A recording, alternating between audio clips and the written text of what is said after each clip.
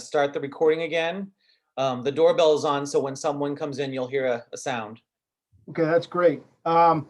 Before you leave, Neil, do we have any, are we up against anything tonight? No, you're good. That won't happen again. Okay. That won't happen again. We found a solution when there's more than one, Good.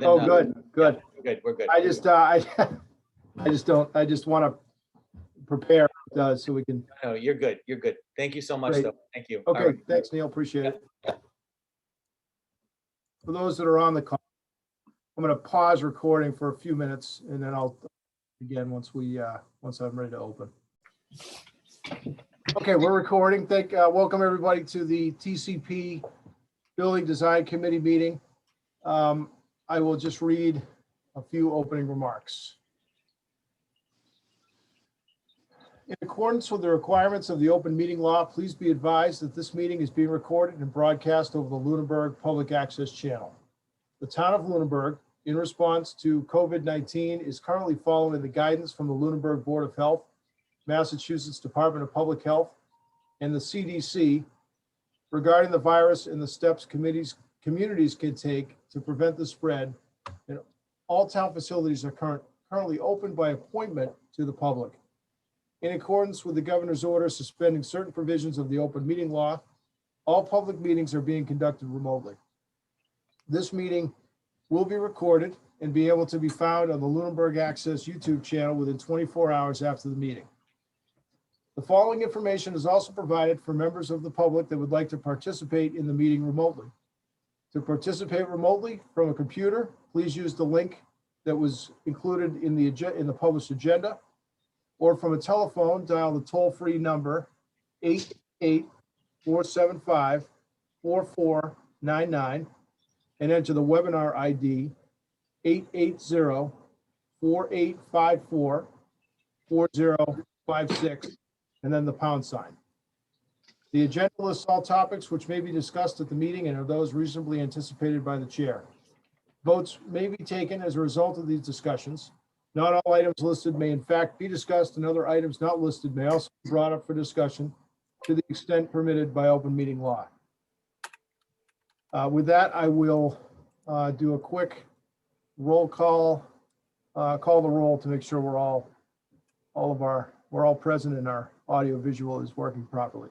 Brian Leighton. Yes, here. Dave Passios. Here. Michael Ray Jeffries. Here. Dave Blatt. Present. And Matt Allison. I'm here as well. Okay, thanks. I know that Dave Blatt has a ZBA meeting at 7. Are there any other members that need to leave at any particular time? Okay, great. I will open it up to public comments, and I will take any public comments from the public. And you can use the raised hand feature or turn your video on and just wave at me. One or the other. There's not too many of you here. So, are there any public comments? Public.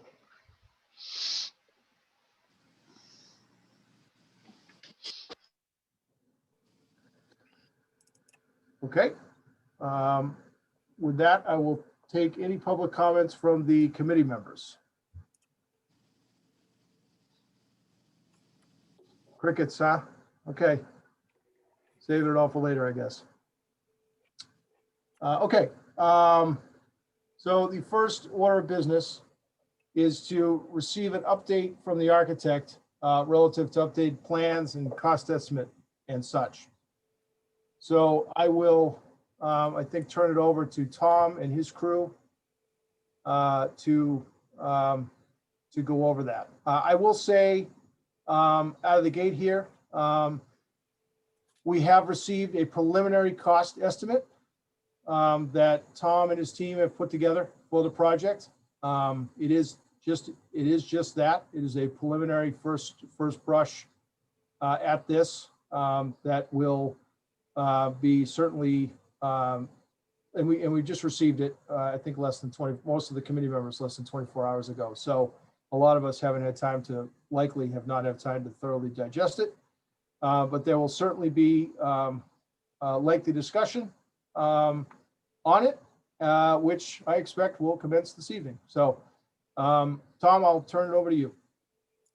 Okay, so I think we will do a couple of the updates and follow-up items from last meeting, specifically the site plan, and there were some clarifications on the toilets, and then we will talk about the budget, and I understand we'll try to have all the substantial discussions done by 7 o'clock so everybody can be there. So can I do a let's see, maybe I can do a screen share. And Ed, would you mind to describe the site plan update if I put it on the screen? Sure, Tom. Okay, You should be able to share now, Tom. great, thank you. So we received the updated site plan from the civil engineers, and I'll add let Ed take a. Right. So based on the last meeting, the committee asked us to make some changes and to also add some information to the site plans.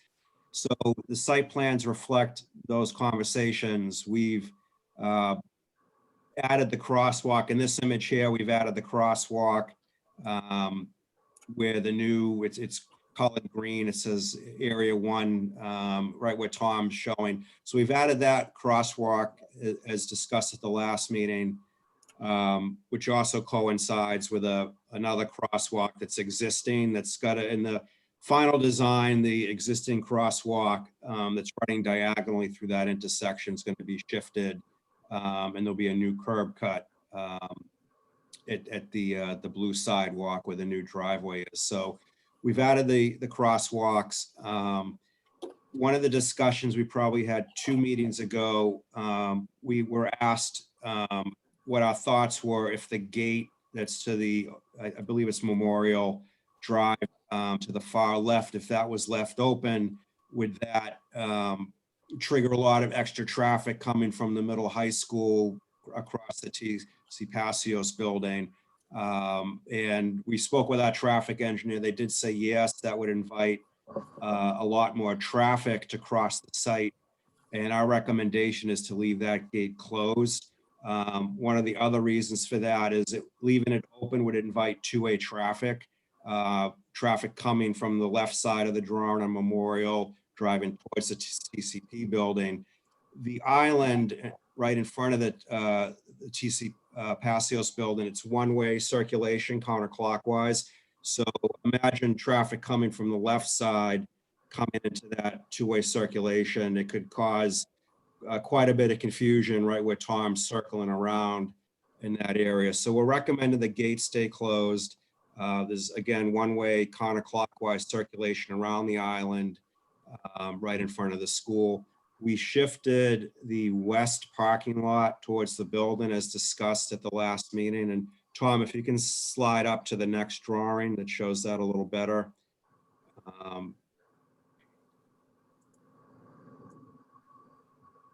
Yeah. So we've pulled that that western parking lot, the new one, right up against the existing paved walkway, eliminating the double walkways. We removed the trees, put new trees into the west. We pulled the driveway and the retaining wall closer to the building. And as requested by the committee at the last meeting, we added some approximate dimensions from face to foundation orthogonally out to the edge of pavement right around that corner, and put in a limit of work line, which we felt would be the back edge of the construction for the retaining wall, 10 feet off the back edge. So we've added that information. The property lines are now shown on this plan. The layer was turned off on the last CAD drawing. So they flipped the switch on that and the property lines are now shown. The other significant question that came up at the last meeting was on the east side. Tom, if you could shift over to the parking where the boiler room is, please. So the question came up, we're proposing that parking lot have an overlay done on it. And the question came up, was that previously repaved when the middle school was done?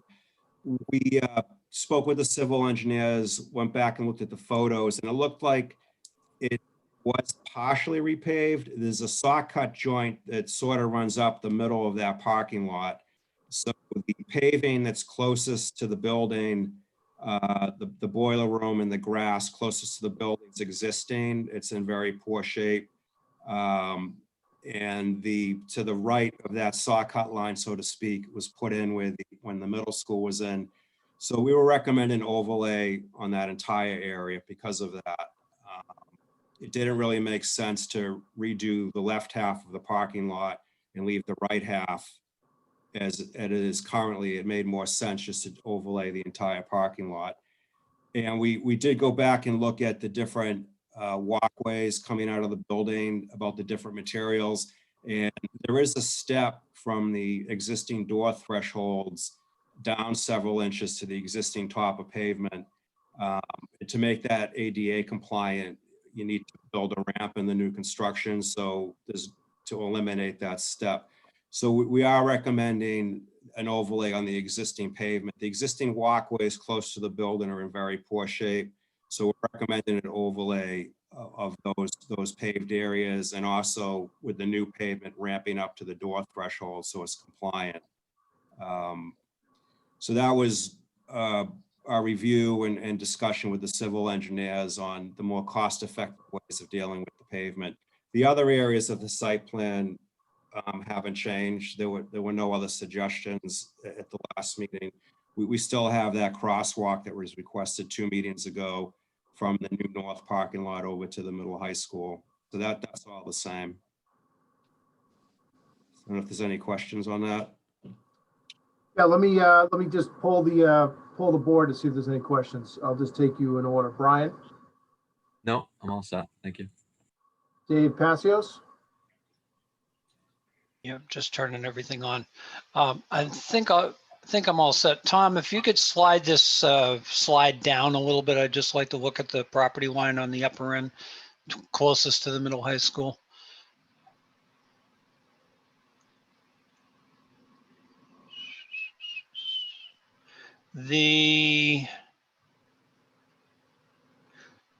Am I seeing that encompasses one of the parking lots with the middle high school? Is that what that is right there? Tom, can you zoom in on that note that's at the top? It's pointing at those lines.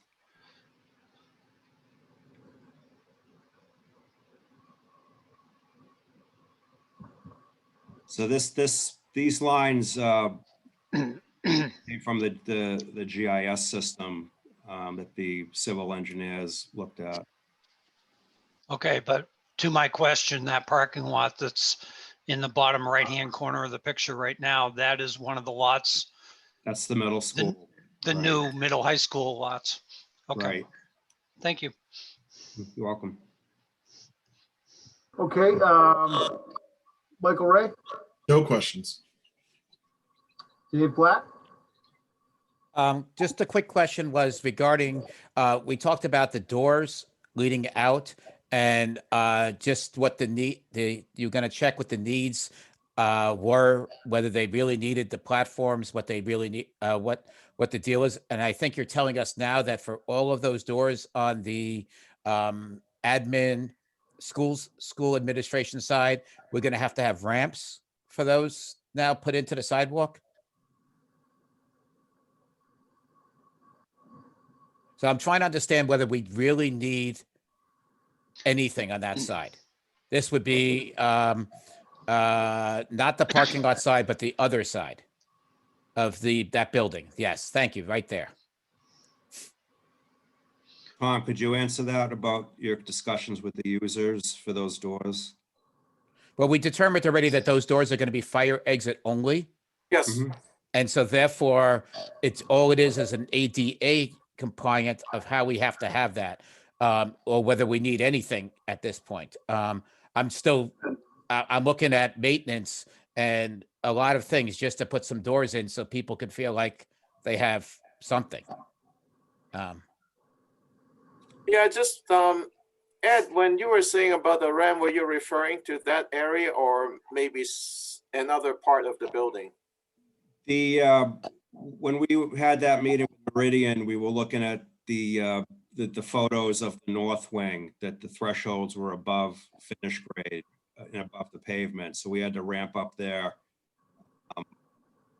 I don't know what the situation is right on that west wing as far as finished grade to the threshold elevation that's shown. We can go back and dig through the photos and see what the situation is over there. Ed, though, the description of a ramp, what you were saying was that the overlay of the hot top on those walkways will be ramped up in thickness to accommodate that, correct? Not pour a concrete ramp. That's correct. It would just be the asphalt just being sloped up to meet the threshold elevation. Right, so you're gonna add 2 or 3 wheelbarrows full of asphalt to create a ramp up to the correct elevation. Right.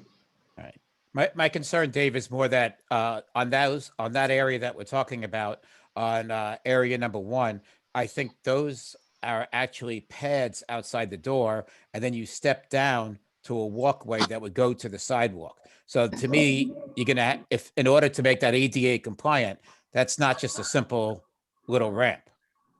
And that's my concern right there. That's a heavy expense just to let somebody have a door that's not necessary. I still don't agree. I think, in fact, if I could pull it up on my phone, I could find a picture of the front side of the west wing, which will be at the same elevation. Again, pictured in my mind is just the overlay. You start tapering it upwards in elevation from the perimeter sidewalk, and you start at, let's say, 0 elevation at the sidewalk, the perimeter sidewalk, and you ramp up a 1/2 inch per foot or 1/4 inch per foot. So it looks like a flat surface, but inclined until you get to the level of the door. With hot top, I don't see it as a major cost, but I could be wrong. But If that's I may one ask, thing I still need to confirm, because this is an emergency egress and I want to double check if it has to be wheelchair accessible, because there is accessible routes into and out of the building. Right. This is Okay. additional egress. This is not based on the current use. They are not required, but since it's there, since we want to keep, it's easier to keep the doors cheaper than removing them, and give some sort of peace to the people, the occupants. But I would double check. I'm pretty confident that if there's a 1 inch or if there's a step, we don't need to ramp it like the slope required by ADA. But I'll And if- follow up on that. I'm sorry, to follow up on that, because I think the last time we talked about this, Mr. Blatt and I were in agreement about the maintenance cost of all these walkways. But when you look at these doors, right? I mean, from a physical security perspective, you know, these present weak points at a point that's not visible from a public way. So it would seem to be in our interest to not have these walkways there at all. I know we've already talked about this, but do you know the answer to the question of, since they are emergency exits only, and if there are other modes of egress, are those walkways even necessary? Or can this just be a grassed over area that, hey, in the event of some critical emergency, you could trip, fall, and stumble outside these doors or go through one of the other ways? I will look into that to confirm All right, thank you. if they can be eliminated. Yep. Okay, Matt Allison. I'm good for now. Thank you. Okay. Back to you, Tom and Ed. I'm good for now. Okay, so the other general question about the toilets is there were a lot of when we look at the plumbing counts, there were a lot more staff toilets than or plumbing fixture counts. And so we look at the code again. We don't have to designate that as staff toilets. So as what we discussed last time, that the two, we will change the location of the family toilet and the one of the staff single sex toilet. And so we will call the two unisex toilet as staff toilets, and the 4 group toilets we'll call them as public toilets. And so for some reason, if the staff needs to, if the 2 designated toilets are occupied, they can go a little bit further and go to use the group public toilets. Okay.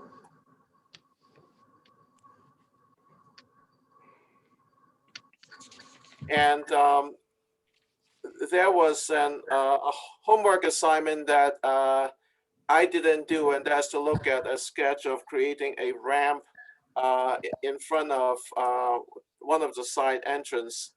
So we can still do that, but that's going to add on to the cost. But I thought I'd rather spend more time talking about our process of coming up with the preliminary construction budget. So if that's okay, I'd like to talk briefly about the equipment's status and then go to the construction budget. Sounds good.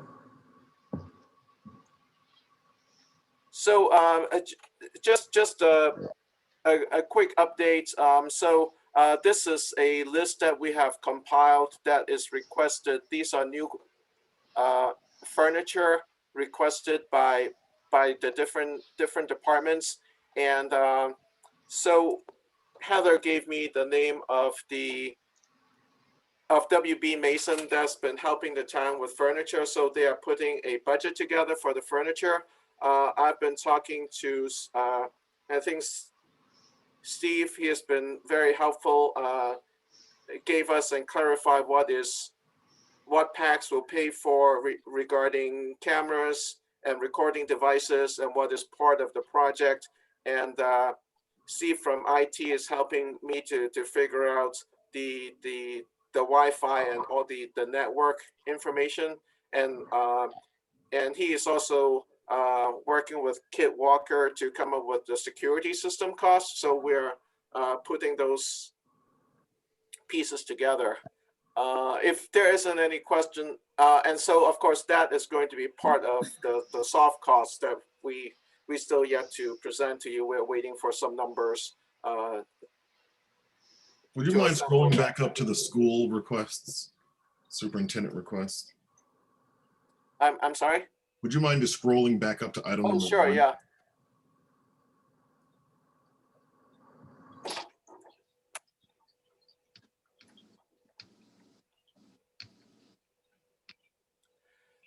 So these are some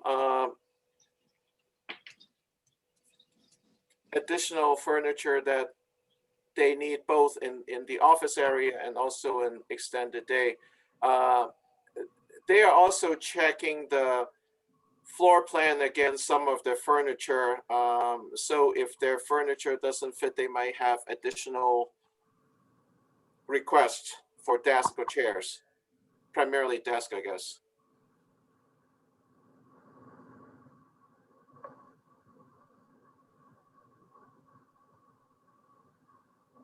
Are there any other televisions that are going into the town suite, the office suite? We have in the conference rooms and meeting rooms will have video monitors. But as far as the offices, the only request we got was for the school superintendent, who may want to show a video or some to when she has some small group meeting in the office. Thank you. Let's see, yeah. Anybody else have any questions on that? Just the questions is, I'm look, I know it's nitpicking a little bit, but, I can't see why we can't find 6-foot long tables and a shelving unit somewhere in these buildings already. But that's nitpicking, but, it's just little things like that bug me. Well, we're gonna have to get nitpicky on some of this stuff because I mean, some of it maybe is nice to have versus need to have. I agree 100%. And that's the other side of like the stove, kitchen sink, refrigerator, all that stuff. I'm looking at the bare minimum, almost like Facebook Marketplace type of stuff, because that's what it's used for, right? It's just Yeah. used for very little. It's not used for a homeowner.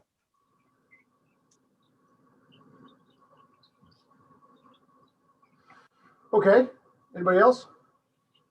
The other thing, adding to what you just discussed, conference tables and stuff like that are needed within office areas. There's conference tables in the downstairs room at Ritter that I'm assuming have not been taken into consideration here.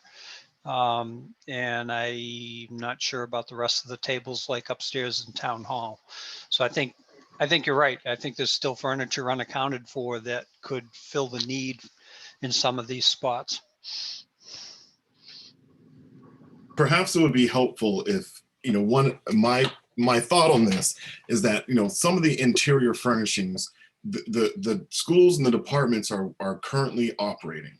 And I think if the idea is that they pick up where they're currently at and move with their currently existing equipment, that while we should plan for future needs, that in the immediate, that, we're going to be at a much more reasonable cost if we focus on the building itself and then leave for future town meetings the opportunity to make improvements in office spaces. Yeah, and I thought that's what we had said, that we really wanted to focus on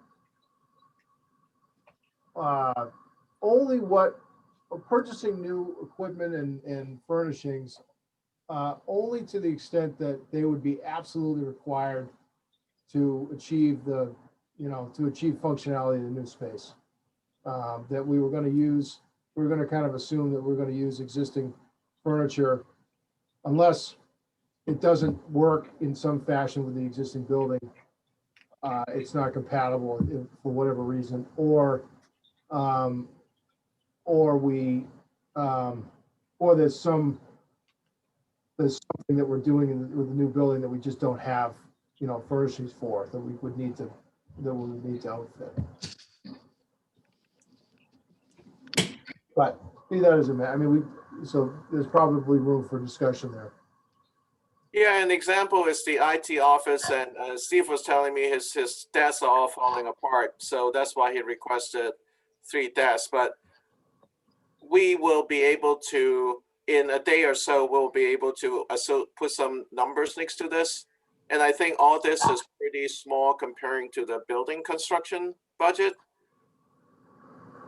So, but I just want to just give you an update, and we're still waiting for some information to at least have a sense of what the soft costs are.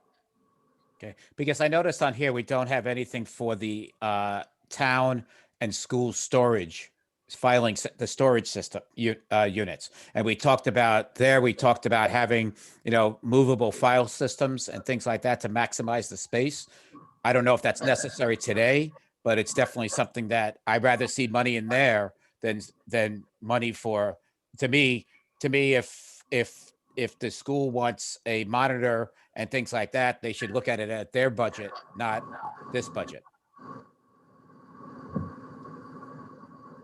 But okay, you could, if I'm done, you can move on to the next one if you want.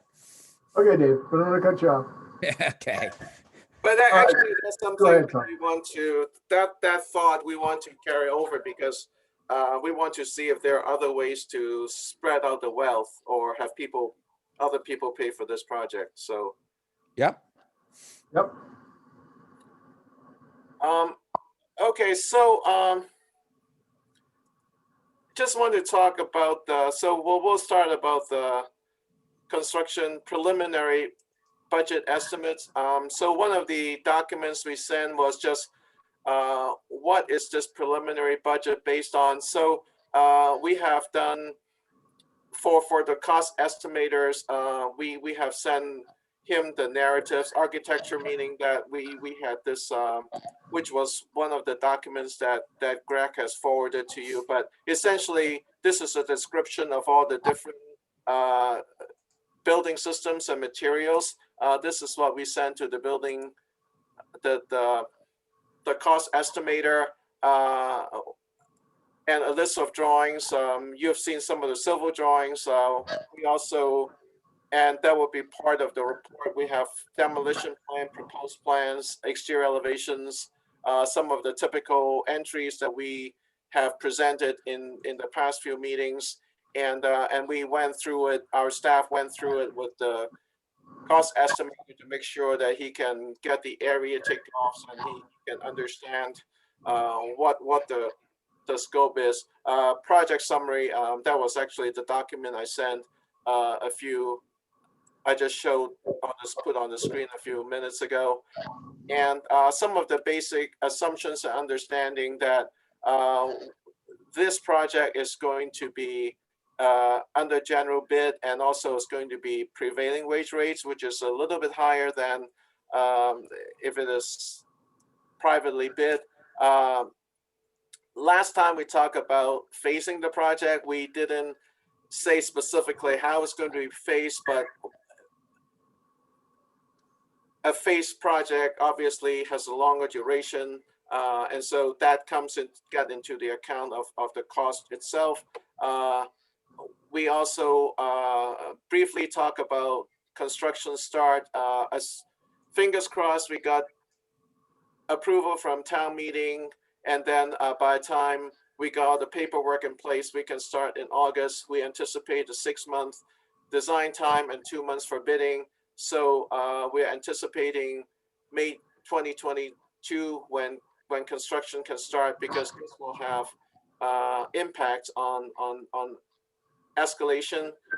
So based on a 3-phase construction, we are projecting a 14-month projection. So this is how some of the basic numbers or assumptions that come to create the preliminary estimates. And so before we talk about the numbers, we know that if you have seen the numbers, I was predicting that there will be some sticker shock, but I just want to have some general reasoning. You may be wondering why is this estimate high? First is that there's extensive infrastructure upgrade. We need a new electrical service system, new plumbing, basically all the plumbing, the piping and the fixtures have to come out. The HVAC equipment and distribution, meaning ductwork, we need not the entire building is sprinkled right now, and even the spaces such as the gym have sprinklers, but they are not done properly or enough. On top of that, we also need a new roof, and the new roof is not just the roof itself, but we're talking about insulation. We're talking about all the accessories for the roof. And the second point being that there's asbestos and lead paints that carries a pretty significant cost. With the extensive infrastructure upgrade and the requirement to remove a lot of stuff for asbestos abatement and so forth, it triggered, when we look at the building code, there are 3 levels of renovations. So because of all this work, it triggered what we call level 3 category, which means that we need a lot of lateral structural support. And that means that my friend Ed is having a great time adding all these details, supporting, providing additional support for the existing walls for seismic and wind. and I'm sure he can spend another hour just talking about that. That is really fascinating to him. I'm sure. In addition to the infrastructure upgrade, hazardous waste abatement, we're also talking about repairs. The masonry, there's pointing needs to be done. The wood fascia and soffits, sealants, and we have to replace the glass in the clerestory windows. Some other cost, as I mentioned earlier, is because it's phase construction. This is a prevailing wage project, and the cost escalation to the midpoint of construction. So we're talking about 7 months after the project starts. So we have to project to midpoint would be the end of 2022 or the beginning of 2023. So it's almost 2 years from now. So we are assuming 3 to 4% of escalation a year. So that's going to bump up the cost. And we can defer the discussion later and look at the numbers first. But I also want to talk about, are there ways that we can redefine or reprioritize the project? In the perfect world, we want to do everything at once, but in some other scenarios, actually in some projects, if we have limited funding, we might just want to do some of the project first, but that's a discussions we can carry later. We have done some projects in the past that we separate different priorities for the project. For example, we might want to fix the life safety issues, issues about the building integrity, so it won't get worse, such as some of the repairs that need to be done. It might be a long-term operations issues that maybe some of the fund can be transferred to or get funding from operations. Another level maybe is lower down the priority list is safety, comfort and satisfaction. We might want to later on talk about recategorize it. Can we have a different bucket of money for repair or maintenance and other? Can we separate infrastructure costs from the project cost? And are there possible work that the town can perform so that it doesn't go to the contractor? It might lower the cost. Can we think about single phase construction that might save a couple of months of construction? And if we were looking at reducing costs through changing the finishes or door types, that's really pretty small comparing to some of the big cost items for this project. Ed, do you have some comments you want to comment on it before I switch to the numbers? No, Tom, I think that was a good summary. I think when we present the numbers, there'll be more discussion, and then we can continue to answer those questions.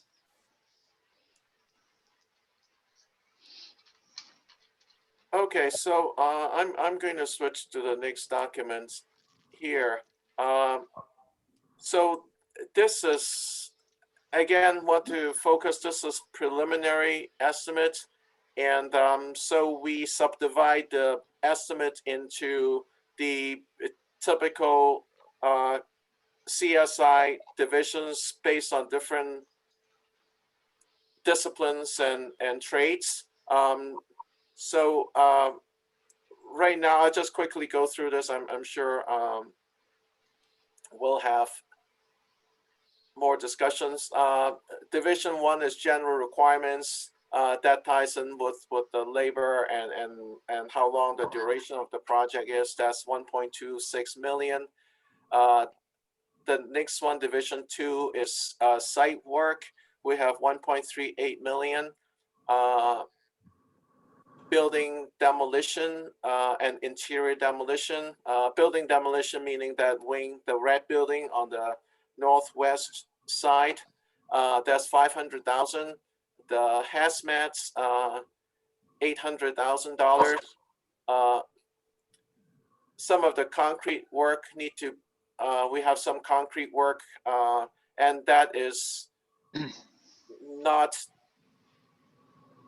some of the ramp that we talk about, that may be some of the repairs or internal work, or the and then masonry would be some of the brick repairs, and we also have some CMU, minor CMU partitions for the safe. Structural steel must be as favorite, structural steel and miscellaneous iron. There's some of the reinforcement as well as support for the HVAC equipment on the roof. Woods and plastics, 550,000. So that would be wood blocking, support structure. 1.5 million of thermal and moisture protection is really insulation and It's a new roof. sealants. Are there some other items to add that I'm maybe? Yeah, that was the new roof is the bulk of that price. And new doors and windows is primarily interior doors, and some of the side lights that we have to put in place. There's also glazing. The clerestory windows would be in this category. Finishes, we have new flooring, new ceiling, new interior partitions, paint.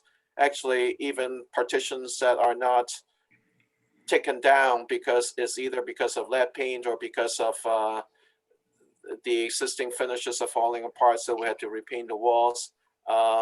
Specialties, that would be all the toilet accessories and other pieces, other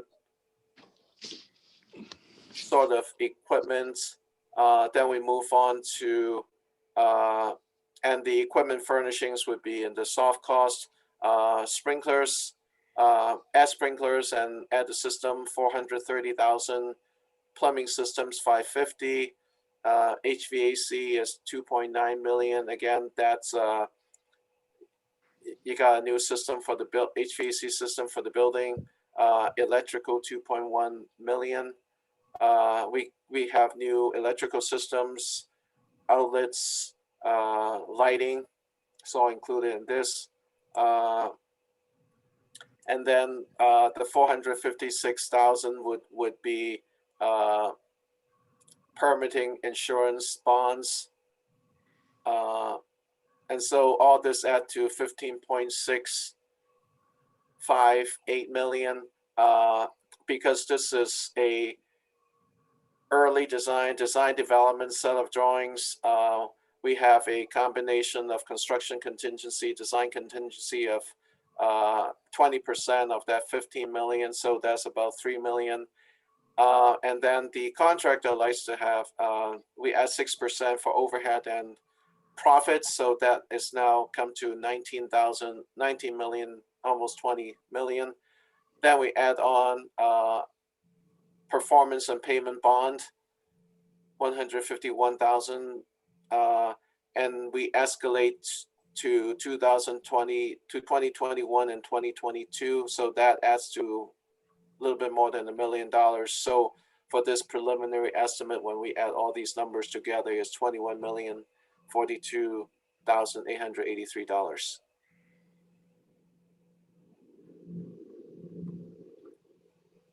Okay.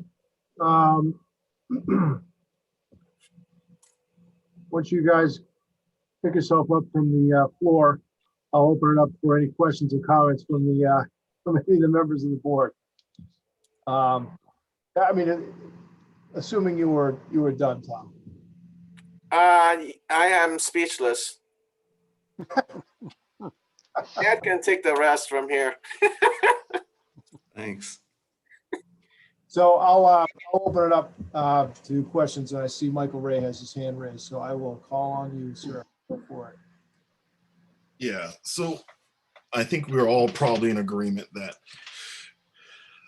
$21 million is far higher than I think any of us were thinking. You know, I certainly had a dollar amount in my own head that was between 10 and 15. So, you know, this certainly presents some challenges, but, you know, reality is what it is. But I don't know if 21 million is a palatable amount for our community. You know, one of the things that's a question that's gonna come up is, what would it cost if we did the same exact project from the ground up? You know, how much are we saving money by assuming that we are saving money? But, you know, how much are we saving by rehabbing this building versus either tearing it down and starting over again, or doing the same exact building at a different location? I think that is probably some relevant questions that are that I imagine members of our community are going to ask. I suspect we're going to find ways to get this number to be lower than this, but do you have any initial feedback or thoughts on that? I actually do. We actually have a project it's in design right now. It's in the preliminary design phase, similar to this project. And it's a demolition. It's in Revere, it's a city of Revere. It's a new DPW facility. So we're tearing down their existing buildings and we're designing a brand new, right now it's in the 45 to 50,000 square foot range for the new building. And the price for that was about $550 a square foot, which for them, it worked out to be about a $30 million project, maybe more than that. So for a new ground up with demo of existing, it was about $550 a square foot. Also talking to some of our colleagues that are involved with new construction in this area for schools in particular, they're getting bid prices that are in the $450 to $550 per square foot for brand new schools. So that's just to kind of give you a sense on what we're seeing for some of the new ground up pricing. Can you remind me what our average is for square foot with this pricing? Tom, do you know, I'm looking at an estimate that says It's about 377. 330 or 340, something like that, Okay. Yeah, I know it was in that $300 range. or mid 300. Yeah.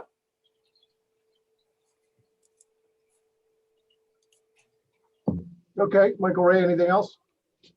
No, but I think I might come back afterwards, but no. That's fine, that's acceptable. I'll just go down I'll poll the audience here. I'll go backwards. Mr. Allison, anything? Yeah, well, I think the existing building is about 50,000 square feet. Yeah, it's 52.5. So 21 million divided by 50,000 is 420 a square foot.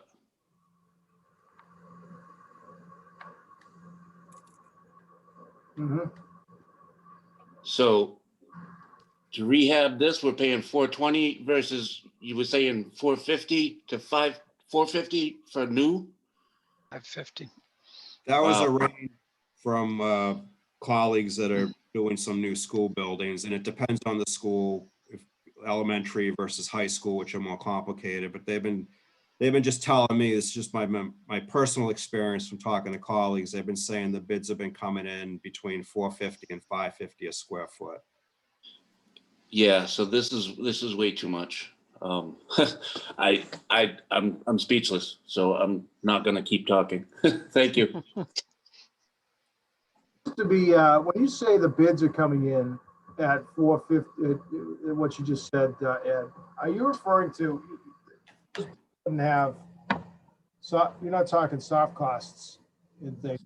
Those are the general contractor bids.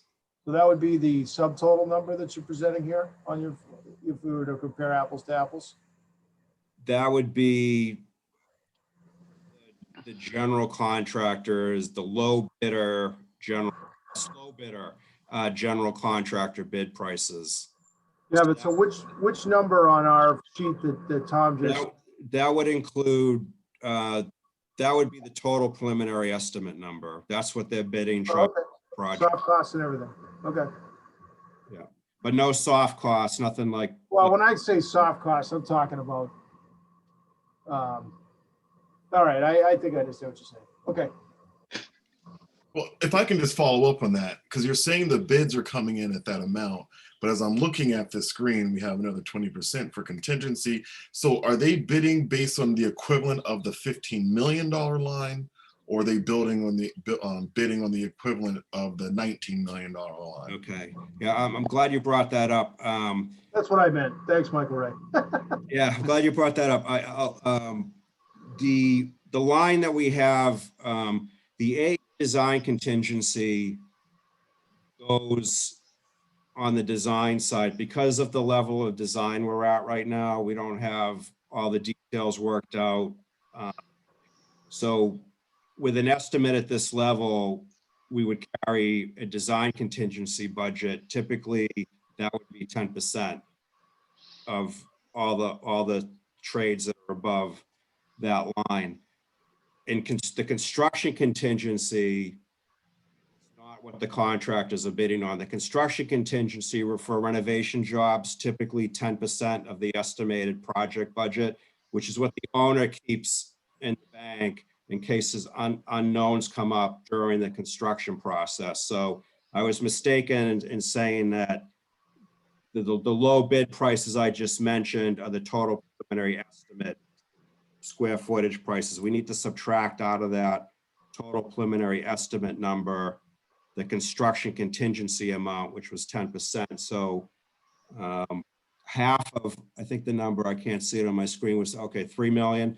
So if you take the construction contingency out of the $21 million, reduce that by $1.5 million, that would be a representation on what contractor, what your project may cost. But when we do the cost estimates, we're not trying to be the low bidder, because typically the low bidders on public sector projects, they're leaving money on the table because they want to go after change orders to make up the difference. They're trying to win the job on the low bid. Then during construction, they're looking for change orders to make up the money they left on the table. So we're trying to give a fair representation on the value of the project with the cost estimating. But we should take off $1.5 million. The construction contingency shouldn't be in that estimate. It should be in the owner's soft costs, which I know you're working on. So that should be part of the furniture and the construction phase, advertising for bidding and testing and inspection. So that's where the construction contingency number belongs. And also, even if this is a 70 or 90% CD cost budget cost estimate, we will still put a construction contingency up because things happen during construction. So we want to make sure that, as I was saying a few minutes ago, that it's covered.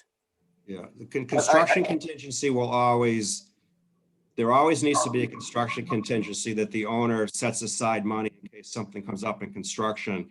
What you'll see happen as the job progresses, the AE design contingency money, right now, it's recommended to carry 10% into the total project cost. But as the design moves forward and as we're getting more drawings and more details and more spec items worked out, that disappears because the money's going to start showing up on the estimate on those different trade categories. So we won't always be carrying the design contingency right through when this goes out for bids.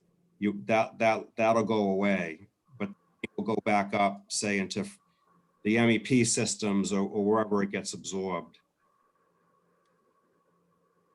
Ed, are you saying absorbed or added to those line items? It gets added as the design, and there's more drawings, details, and specs. That 10% that's in the estimate now, the 1.5 million for design contingency, doesn't disappear. You just won't see that as a separate line item in the estimate because that 1.5 million that right now is a design contingency will get spread amongst all the different trades as the design progresses. Okay, so what you're saying is the dollar amount doesn't go away, it just gets redistributed. Correct. Okay, thank you. That's right. So, quick question, guys. You mentioned that's an estimate for a school. This is not a school. This is an office. What's the estimate for an office? This is an office building, guys, not a school that we're building. Some of the numbers I've seen for an office building is about the $300 without the site. I mean, the 3 to 325 if it is a new construction. And I also want to correct myself that the average cost for this project with this preliminary estimate is $409 a square foot based on 51,400 square feet of Okay. area. All right, so I'll go with that. I'll give you I'll give it as 400 just to make numbers easier. But if I was looking at new construction of an office building, I'd be looking at about 325, 350. And it's also not prevailing wage. I mean, if it's a private project, so that's I'm Okay. just using my reference from some of my other projects. Okay, no problem. So first of all, I think I'm in the wrong freaking business on this thing based on what I've had for cost. Why is there and just help me out because I'm a layman here. Why is there a profit for the why is there a contractor profit? Doesn't he have isn't this the contractor that's giving us all these other things? Isn't that the contractor's responsibility? With this type of project being publicly bid and the size of the project, we're going to have filed sub-bidders as well. So what'll happen is there's 18 trades in Chapter 149 that have to be filed sub-bid. So those include, as an example, all the MEP trades. So what will happen when this goes out for bid is we'll first have a bid opening for all the filed sub-bidders, all the trades. So we'll open up electrical bids, we'll open up HVAC, we'll open up plumbing. Those subcontractors will have their own profit, overhead and profit built into their prices. Then we issue an addendum with all the filed sub-bid results to the GCs. The GCs will finish building their team and their estimate. Then they put their own overhead and profit onto the project. So that's what the 6% is. That's the general contractor he might self-perform some of the work, but the filed sub-bidders are separate contractors that are working under his umbrella. So the 6% is the general contractor's overhead and profit for the whole project. Okay, and explain to me again what was general requirements in section 1000 there. Those are typically his say his site superintendent, if he has an office trailer, it's those types of things. Oh, you got to be kidding me! Holy Those are his crap. business expenses. Man, isn't that part of his thing if he's bidding on this thing? Man, I tell you, I'm ready. I'm ready. I'm the first bidder. Yeah, I could do it. I could do it for 18. It is part of his bid, Dave, but that's where they put it in. That's the spec section where they'll put those costs. Right. And I just have trouble. Yeah. I mean, I have trouble with $2 million for electrical. That's wow. That's a lot, I would think. You know. Wires are expensive, Dave. Yeah, wire's expensive. Yeah, I know. A 14 gauge wire is expensive. I know. Okay. 12 gauge. I'm sorry. I'll give them 12 gauge because it's 12. We'll do 20 amp circuits. Okay. All right. I guess, like I say, I'm with the comment that this is definitely sticker shock. I was looking at that 10 to $15 million number too.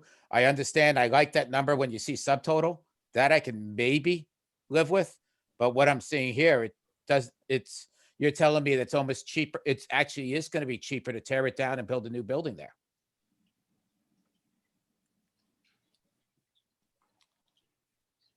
We can do some more research on the non-public sector project and then convert it using prevailing wage and see what happens. I mean, we can do some digging. Tom, I don't know if you want to, you started to mention earlier some ideas on reducing the price, and some of that could involve, right now, we're looking at 3 phases. So that would mean the building's partially occupied at all times during construction, and the construction's being done in 3 phases. So you're moving people around in the building. That adds a lot of cost because you've got to keep the MEP systems going, the life safety systems going, while the building's partially occupied, while they're completely doing a gut renovation of another wing. And in the end, the entire building needs all new MEP systems essentially. So that adds quite a bit of construction phasing costs just to keep things going so it can stay occupied. So there's a savings to consider to vacate the building and site completely, turn it over to the contractor. You could probably do the whole job in 12 months or less instead of 14, but you're also saving money on all those temporary works that he has to keep going. He has to keep electricity going and plumbing and heating in certain areas while he's putting in new systems. So there's a lot of phasing costs involved. So there's one way to save money. What kind of money? I mean, that makes perfect sense to me, and I would imagine that the rest of the board members would support that. The few people that work out of the building can find alternative space for a shorter period of time. But what kind of savings would that be? I'd have to ask our cost estimator because his direction was to build this based on the 3 phases. So Tom and I can go back to him and ask him to look at it as a single phase, assuming it was the site and the building was fully available to the contractor. But at least we can save money in the general requirements because right now it's almost, if it is 14-month construction, it's almost, to make the math easier, it's almost 100,000 a month. So if we save two or 3 months, we might be saving $200,000 or $300,000 from the general requirements, that aspects plus. Yeah, I think we were looking at the numbers like 2 or 3 million, if you can do that. So, yeah, I would think that, again, we'll talk to the cost estimator, but all those temporary works prices will go away. If they can totally do the gut, get rid of everything, clean it out down to the studs, they'll have full reign over the building and the site. There's a lot less cost doing it that way. Another option, I don't know if the DPW has the capability of doing this, but some of our clients, in order to save some money on projects, is the DPW, have the DPW do, say, site work. Like part of the site work cost that you see here includes all the new storm drainage systems required for the new parking lots and trying to pipe that over to the existing system that's in the front of the site. And some of our clients, the DPWs, will actually run the water service and run the gas, run sewer, put the drainage in, do the paving. I don't know if that's possible in this case, but just another potential to save money because you're not paying all the contractor markups if you can do the work yourself. And you may have a contract with a paving company you could use, which would be much cheaper than paying a prevailing wage rate contractor and the GC markups. Yeah, I can talk to the DPW director and see. I mean, my gut feeling on that is there's a chance that they might be able to do paving. We have a pavement management plan in town. I mean, but I don't even know about that. But pipes and stuff, I don't know. But I'll ask him. Okay. So we got a little field. I want to make sure everybody has a chance. Brian. Thanks. Yeah, I think along with everybody else, definitely sticker shock. It would be nice to see, to know like the top priorities of where we can make some cuts. I don't know if we can get more specific into each line item. That might be useful too. But if you guys could come back and give us some ideas like the phasing, I think that would be a great example of where we can make some cuts to try to get it lower.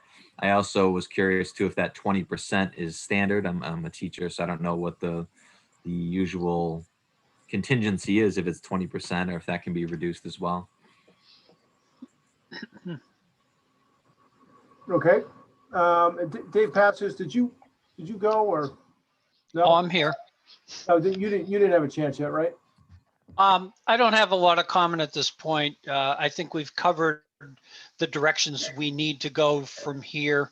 You know, again, the project, the sticker price on this project right at the moment is not realistic to bring to town meeting. But we also need some apples to apples comparisons to what Mr. Jeffries brought up, and that is, you know, if we were to build this building from the ground up, how much would it really cost? So we know whether totally rehabbing this building, and with these numbers, it would be like a new building, not a new building, but almost like a new building. So we need those number comparisons to really tell us if this is way out of whack, even though it's going to be hard to swallow. As for the phasing part of it, I seem to remember, and I would hope we'd have that conversation with the school department again. I seem to remember the superintendent saying that if this ends up being a non-phased project, that, you know, they would figure out a way to vacate the building for the period of time that it needed to be vacated. So they're the biggest stakeholder that's presently using the building from my perspective, and then PAC would be the second one.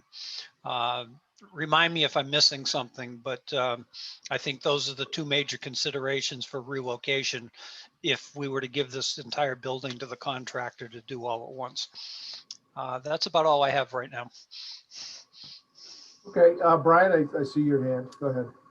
Thanks. Yeah, I also did want to talk about because people are talking about new construction, and I feel like there is also the concern of tearing down this building, or again, going to the town and saying, okay, we're still going to leave this other building available, but let's build a new building. So that is a concern for me. And then along what Dave Patsos said about the superintendent, don't quote me on it, and I'm not positive on this, but I feel like they had an area that if they had to, they could go somewhere for a year and they can make things work, but it wouldn't be ideal, but if we had to. If All I right, could, Greg, one more quick comment, and I hesitate to say this, but it needs to be said, and I'm sure there's plenty of people out in the public that agree with this. I'm not saying that I agree with this direction, but I have said it a few times in the early stages that we don't have to move town offices. That's not a popular comment, but you know, you take $21 million and put it into the buildings, the existing buildings that were operating town offices, and do some upgrades to Passio so it's usable for a number of more years, and you'll have 3 very functional buildings. That said, without a good technical analysis of that comment, but that is another route. Thank you. So And out of the purview of this committee, I meant to say that. Sorry. Yeah. Thanks, Dave. So I had a couple of just clarifying questions relative to the cost estimate. So one of the line items that you had is hazardous materials.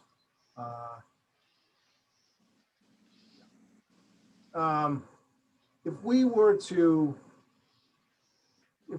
if things were different and we were to rip this building and we would be proposing a demolition of the building, is that a number that we have to pay anyway? The hazmat, yes, it potentially, it might get a little cheaper if you were to demo the building. For example, with the building renovation piece of it, based on conversations with the committee, we were abating 100% of the asbestos in the building. You would have to still do that if you demoed the building. You'd have to remove all the asbestos before you'd be allowed to knock the building down. So you'd still have the asbestos cost. The lead paint abatement, for the most part with the renovation project that we're proposing, it's a gut renovation. So with items that are coated with lead paint. For example, say if you have a door frame that has lead paint on it, which we do have in the building, if we're going to remove that door and door frame, they don't actually have to take the paint off the door frame. They'll take the door frame off out of the wall, they'll wrap it in plastic and throw it in a dumpster. So you would still have the lead paint abatement price if you knock the building down, but that might be slightly cheaper because there may be some instances in our design where we're keeping a wall, say in any room that's going to have children in it, we're recommending you take the lead paint out. So if we're keeping a wall that has lead paint on it, which exists in this building, we might remove, say, the paint from that wall, from the block, because we're keeping the block wall. That's more expensive than just knocking the wall down, bagging all the debris and throwing it in the dumpster. So there might be a little bit of savings on the lead paint side, but not a huge savings. So in general, you'll have a similar number. Okay. On the plumbing that you have in there, what are we getting for that money? What's baked into that number? So is all the piping need to be replaced and then new fixtures? So when you say piping, Like the plumbing pipes that was underground, or there was some. and you're talking supply and drain? Yeah. Okay, so really this number represents an entire new plumbing system in the building, by and large? By and large, yeah. Okay. Right. And then one of the reasons why the new supply pipe, and we were informed that there's lead in the building, not in the water going into the building, but when the building water itself inside was tested, it was a high lead content. So Yeah, you're getting a leaching for sure in some of those older buildings, yeah. The side. Mhm. Okay. And then you mentioned on the previous, when you were going over your the previous, before we got to the costs, but Tom, you were going through some of the things that were impacting the cost. You don't have to turn to it, but some of the things that were impacting the cost, and one of them was level 3 building code compliance.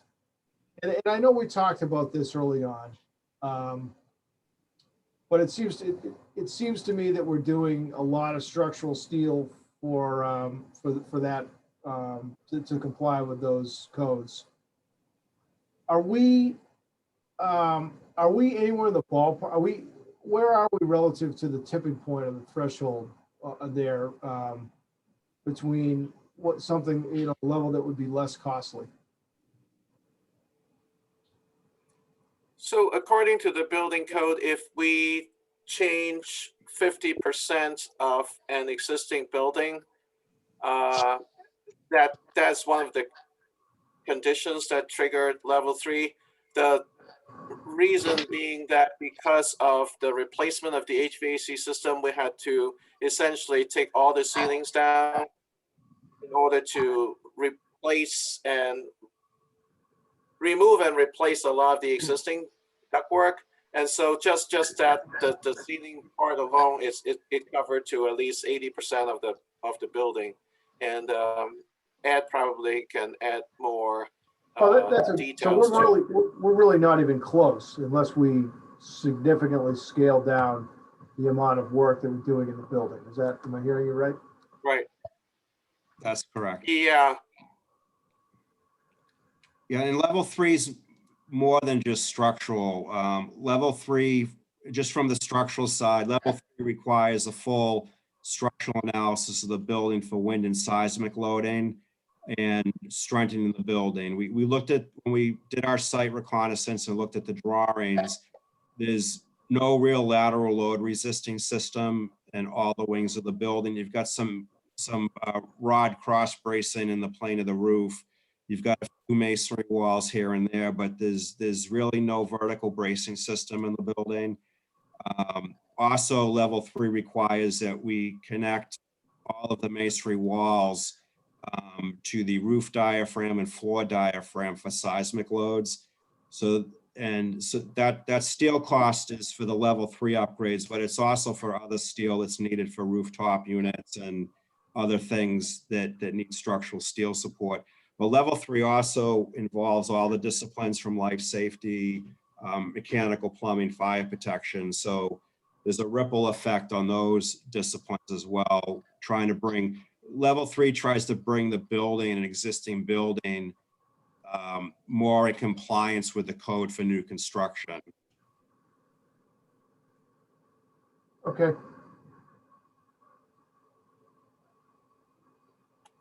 One more question, if I may, Greg, I don't want to cut you off. No, I was gonna, that's what I had.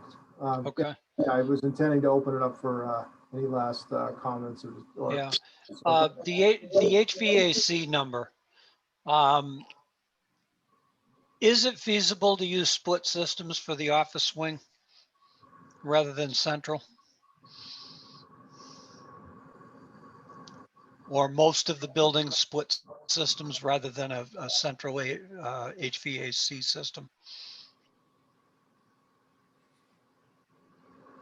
Yeah, well, and I think we need to check with our engineers. It may not be as efficient in the long run. Well, you still have to vent the building, so you're still gonna need the ducts, right? Well, split systems, you don't. Well, no, but doesn't, the building code, wouldn't it require, you still need, even if you weren't gonna air condition this building, which I wouldn't, you Still gonna need to move the air. still have to move the air. You still need a certain number of air changes per hour. But we can check with the mechanical engineer to see if he has some least costly ideas.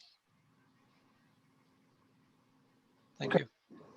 Have the doors to the offices have vents in them. So when that way it, it's, you're drawing the air from the hallway. There's your air changing. I just, I guess I can't understand. I mean, what you're telling me about the plumbing system of being only $550,000 to do that, to see 4 times that amount for electrical is unimaginable. There is not that much electrical work in that place that I can see that.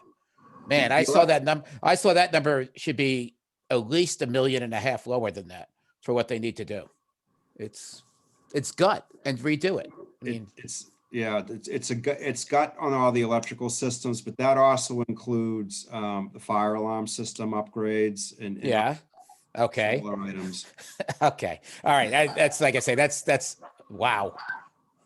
From my own experience, the electrical's not so crazy to me as much as that plumbing cost is. But, Really?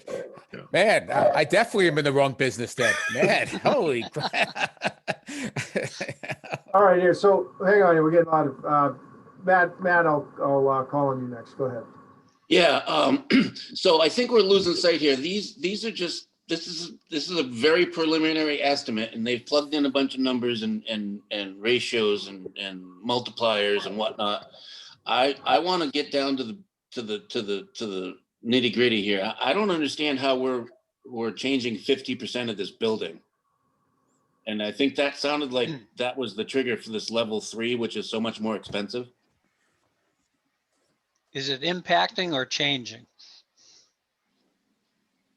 Would be my question. It's the work area. If you're working in more than 50% building, then that triggers level 3. So if you're, for example, Tom mentioned the HVAC system, if you're running new HVAC systems through 80% of the building, you've gone over the 50% work area. Well, if we remediate the whole building, wouldn't that alone trigger that 50% then? In that, Yes, it's the work area. So yes, yeah. That makes no sense. So basically, we're replacing the roof. We've got to make the doors wider for this ADA stuff, compliance, and we need new plumbing system because it tested with lead. $2 million for finishes, and I'm better off not speaking. I question the necessity to make minor renovation of an existing building to be in the category of all these huge expenses. It just doesn't make sense. You said minor renovation, Matt? I'm sorry? Can you just repeat the last part of that? You said a minor renovation? Well, I think it should be a minor renovation. We need to abate it, make it safe for people, and then we have to comply with EDA. Other than that, I mean, we need a new roof. I thought I heard John Londa say that the HVAC system was 20 years old, which he said it was in good shape. I don't understand why everything has to be replaced. I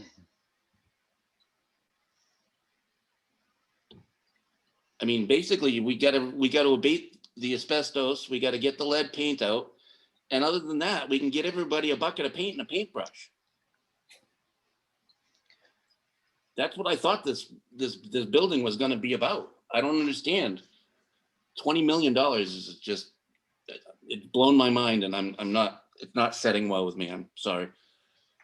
That's all right. I think it's important to get the feeling, and I think the sentiment is shared.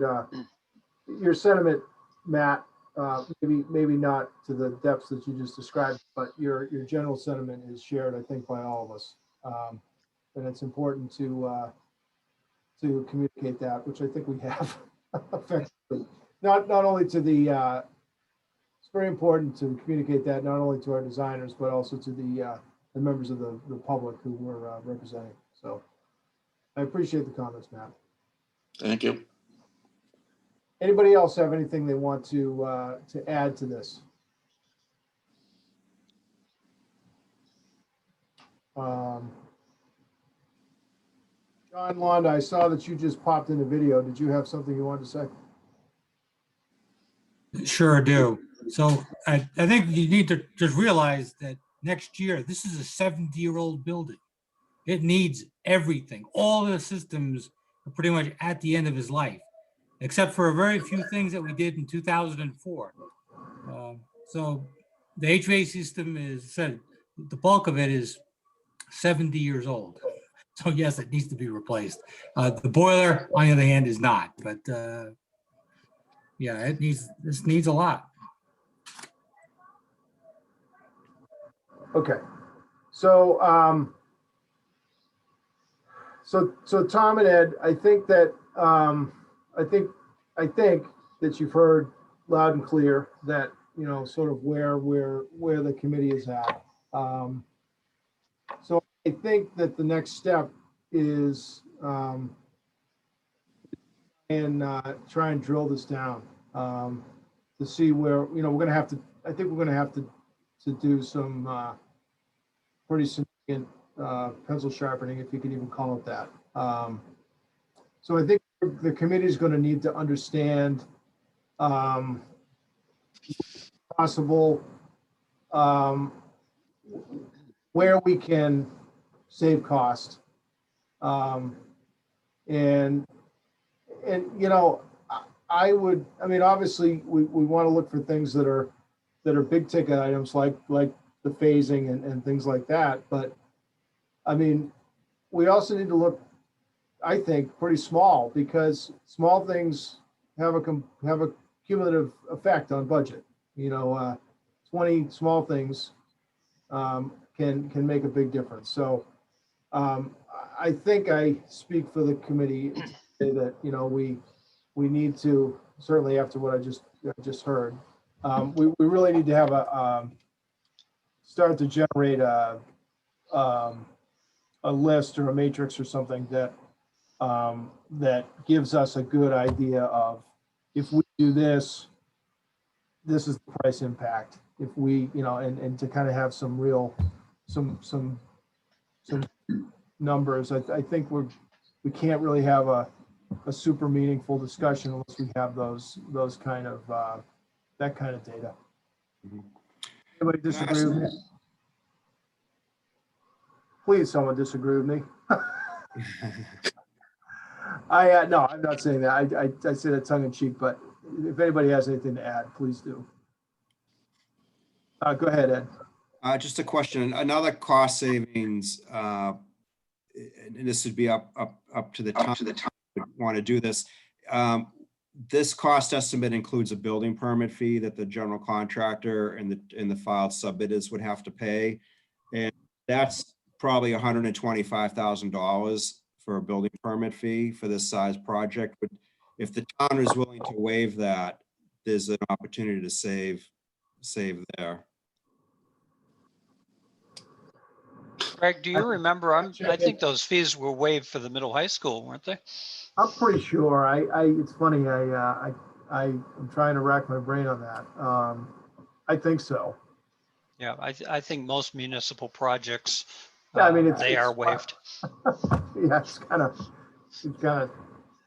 Charge your own project. Yeah. Charging yourself to build a building or Yeah. renovate a building. Yeah, I'll check with interest. the.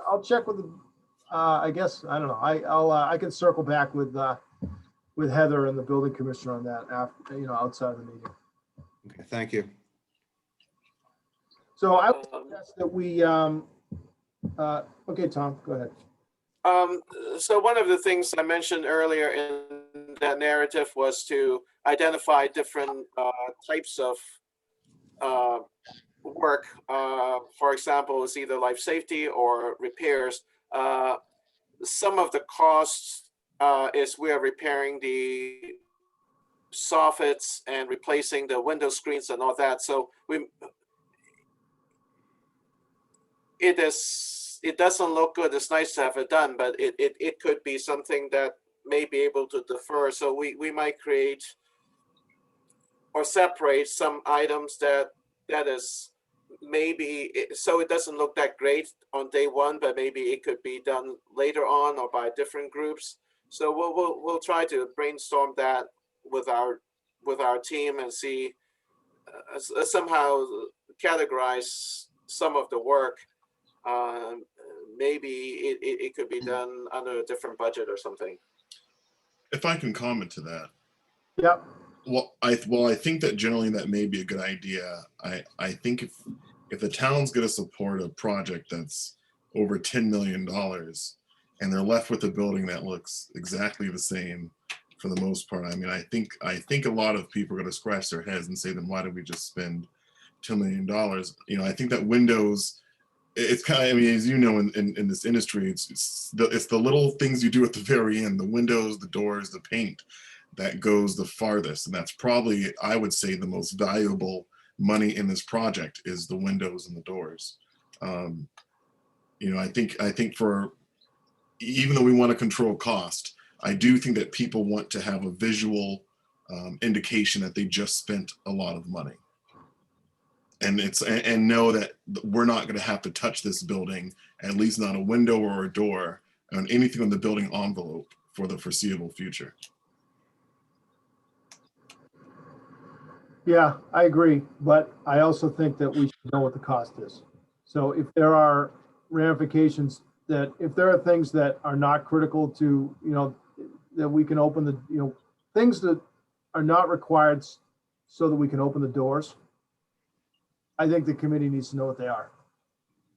And then, we can look at them and say, and deliberate over them. But, in my opinion, that's what I meant when I just said list, list or a matrix that kind of identifies those things separately so that we can, as granular as we can get them, so that we can kind of discuss them and talk through it.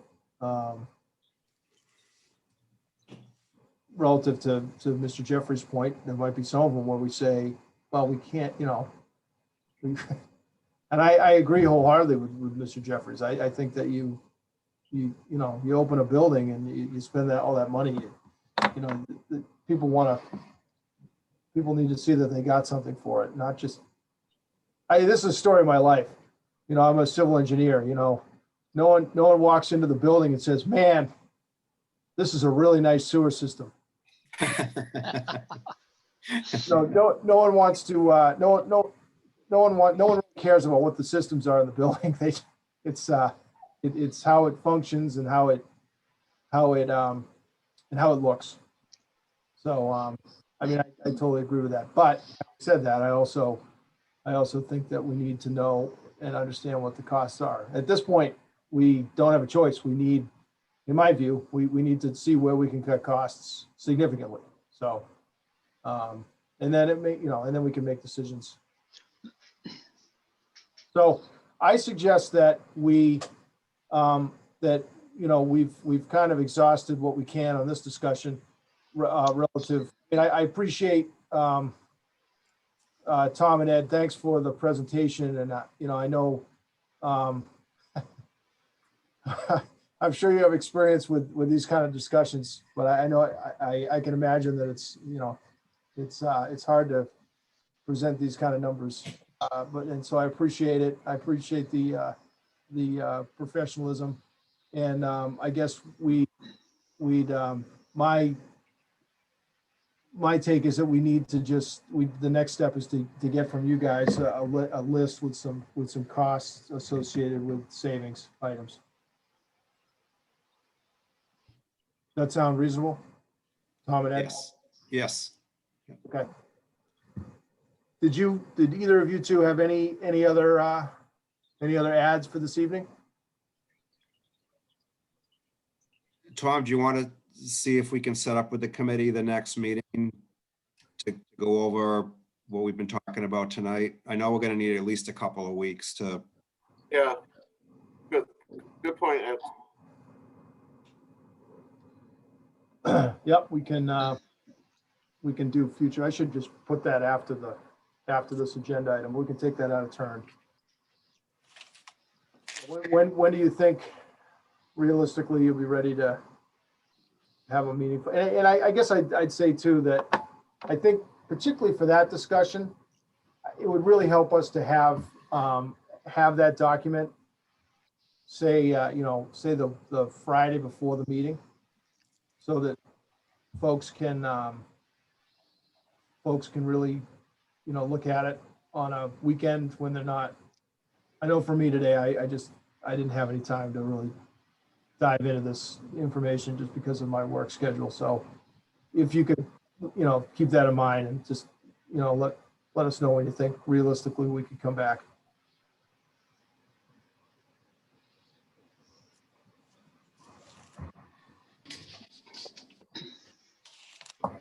So if it is 3 weeks out and it gives us two and a half weeks to talk to our team, we brainstorm and then get the information back to the cost estimator and then give the committee half a week to. So you're looking at getting some to us on the 12th of February?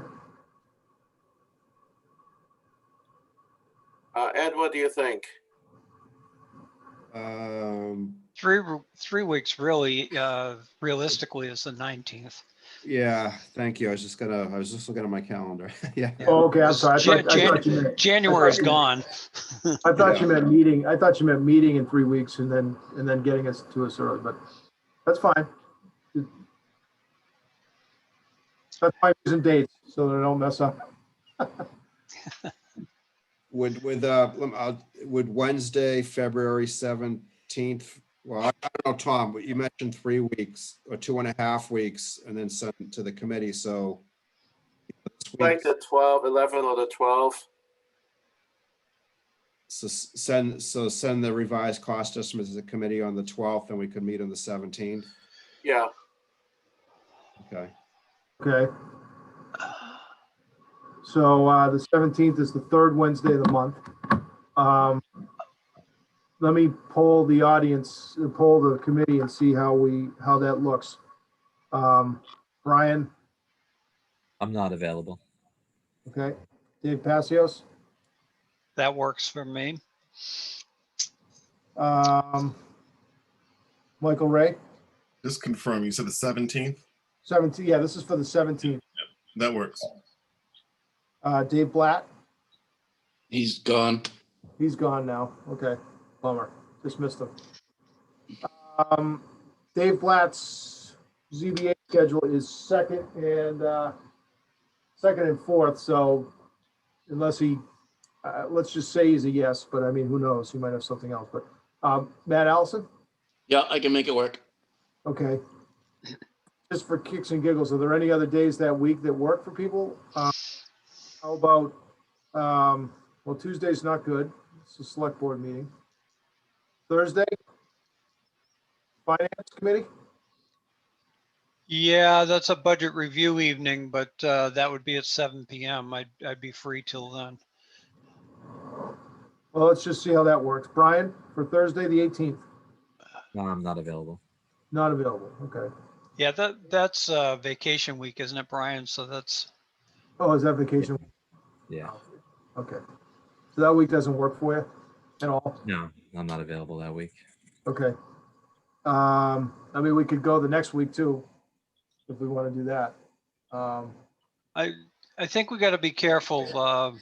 You know, as you guys can see in the chat, the town meeting's only 3 months away. So we need to start coming together as to whether or not we're going to have a proposal to bring to town meeting very soon.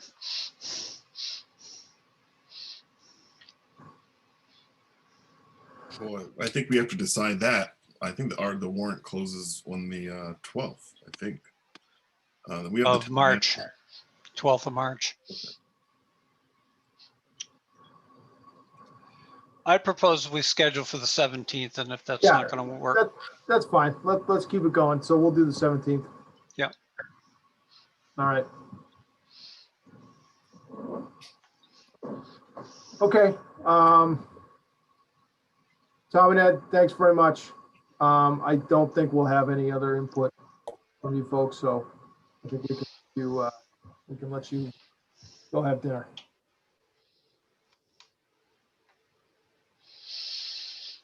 I will move. can we shut off the screen share? Oh, yeah.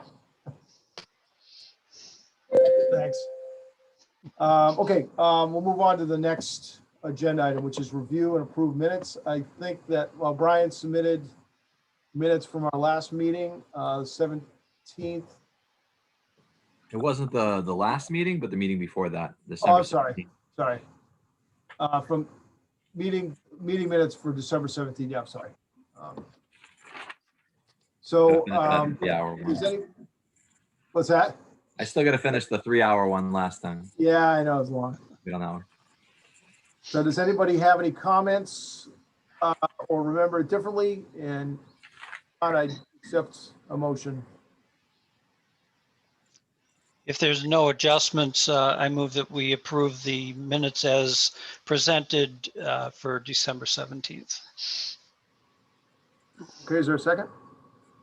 Second. Is there any discussion? All right, roll call vote. Brian Leighton, Aye. Dave Passios, Aye. Michael Ray Jeffries, Aye. Matt Allison, Aye. and an aye for me. Okay.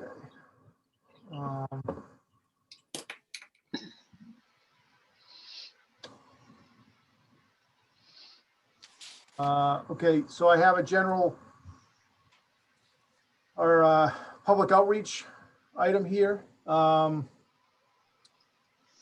We just to keep this in view. Obviously, we don't want the first time folks are hearing about this, if we can avoid it, to be the town meeting floor. So I don't think we're ready yet. I think we have some, I mean, we've got a preliminary cost estimate that anybody that's listening tonight or will listen in the future can see where the board, where the committee went. So I don't think we're quite ready for it, but I just keep it on here as to keep it in focus for us. And to the point raised earlier, we are getting closer and closer to town meeting. So does anybody have any, I think last time we talked about maybe a public forum in the March timeframe, which still seems doable. Anybody have any comments relative to this or any thoughts one way or the other? Go ahead, Brian. Yeah, I didn't know if it made sense. I think Heather had mentioned in the chat that March 15th was the date. Do we have it prior to that? And do we also have a meeting in between that so we can get that feedback and make any adjustments before the March 15th deadline? Well, the deadline would be for the warrant. So, it really doesn't matter if we make adjustments even after that date, because the warrant article will be somewhat generic except for requirement of the number. But I don't disagree. I mean, the earlier we can start doing this, the better off we are. I think we need to, I think one of the challenges is we need to get down to a proposal that we're willing to bring forward before we can do outreach. That's my point. Yeah, I mean, at this point, I don't think we need to have a public forum to know that we think we need to get it less money. There needs to be less money, so. Right. So I think, yeah, so, all right, well, let's, I mean, maybe we're looking at something in February then. I mean, see that, but we're already, we just scheduled a meeting on the 17th, so, I know this is not something I want to schedule a week ahead of time. I'd like to give, advance notice, but I just don't think we're ready. I think we're right. I think that's, so I think we just take this up next meeting and see where we're at after next meeting. Yeah, I think if we take it up at the next meeting and give ourselves a target date in March, even if we have to adjust it, at least that's enough notice if we do pull it off for, say, around the 17th of March or whatever, I that agree. kind of date. Okay, so we'll target the middle of March. And we'll say that tonight so that everybody here understands that. And I mean, for that, for our design team, we'll want some presentation plans and some presentation quality items, plans and whatever budget we land on. Just to keep that in your focus, guys.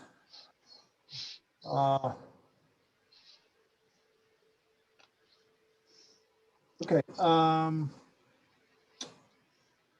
Okay, I have agenda item for correspondence to and from the committee. I put this on there so that we could have a place to discuss anything that comes to us, like emails or things. And I do want to bring email to the attention of Tom and Ed, since you're still here. I'm glad you stayed because I forgot about this. And then just open it up to the board members if they had anything else to add to this. But I received an email from the Lions Club, and I won't read it verbatim, but it was basically saying that we had reached out to, during this process of, design development process between schematic and now, to the various department heads to kind of look at layout and fine tune the layout of the different suites. And she was wondering if we would be reaching out to the Lions Club relative to the food pantry that we have programmed in the building. So I just raised that to the architects, for the architects to please reach out and see if we can capture that process as well. Okay. And I guess I'll extend it. I think, But if there's any other folks like that in that category that are kind of, let's make sure we reach out.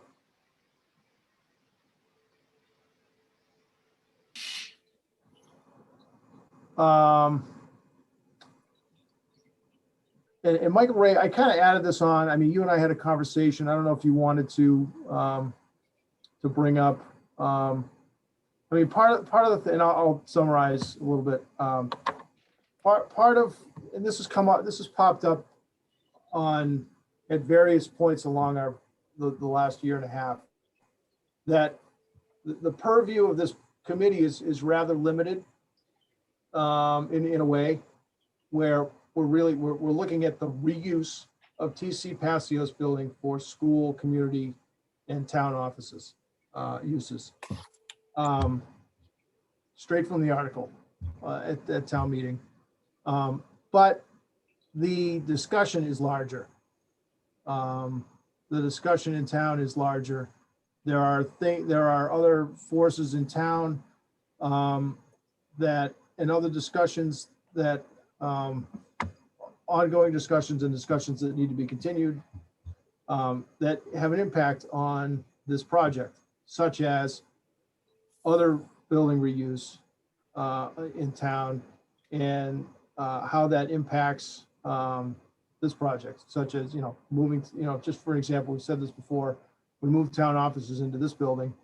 We instantly have two new buildings that are sitting vacant. So what are we going to do with that?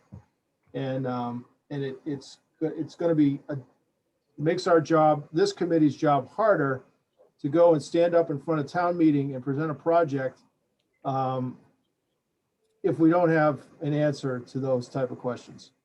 So the question is, even though it's not in the purview of this committee, we have also said that we want to be a participant in the discussions to the extent that they happen in town, to the larger issues at hand. So the question I have to the committee is, do we want to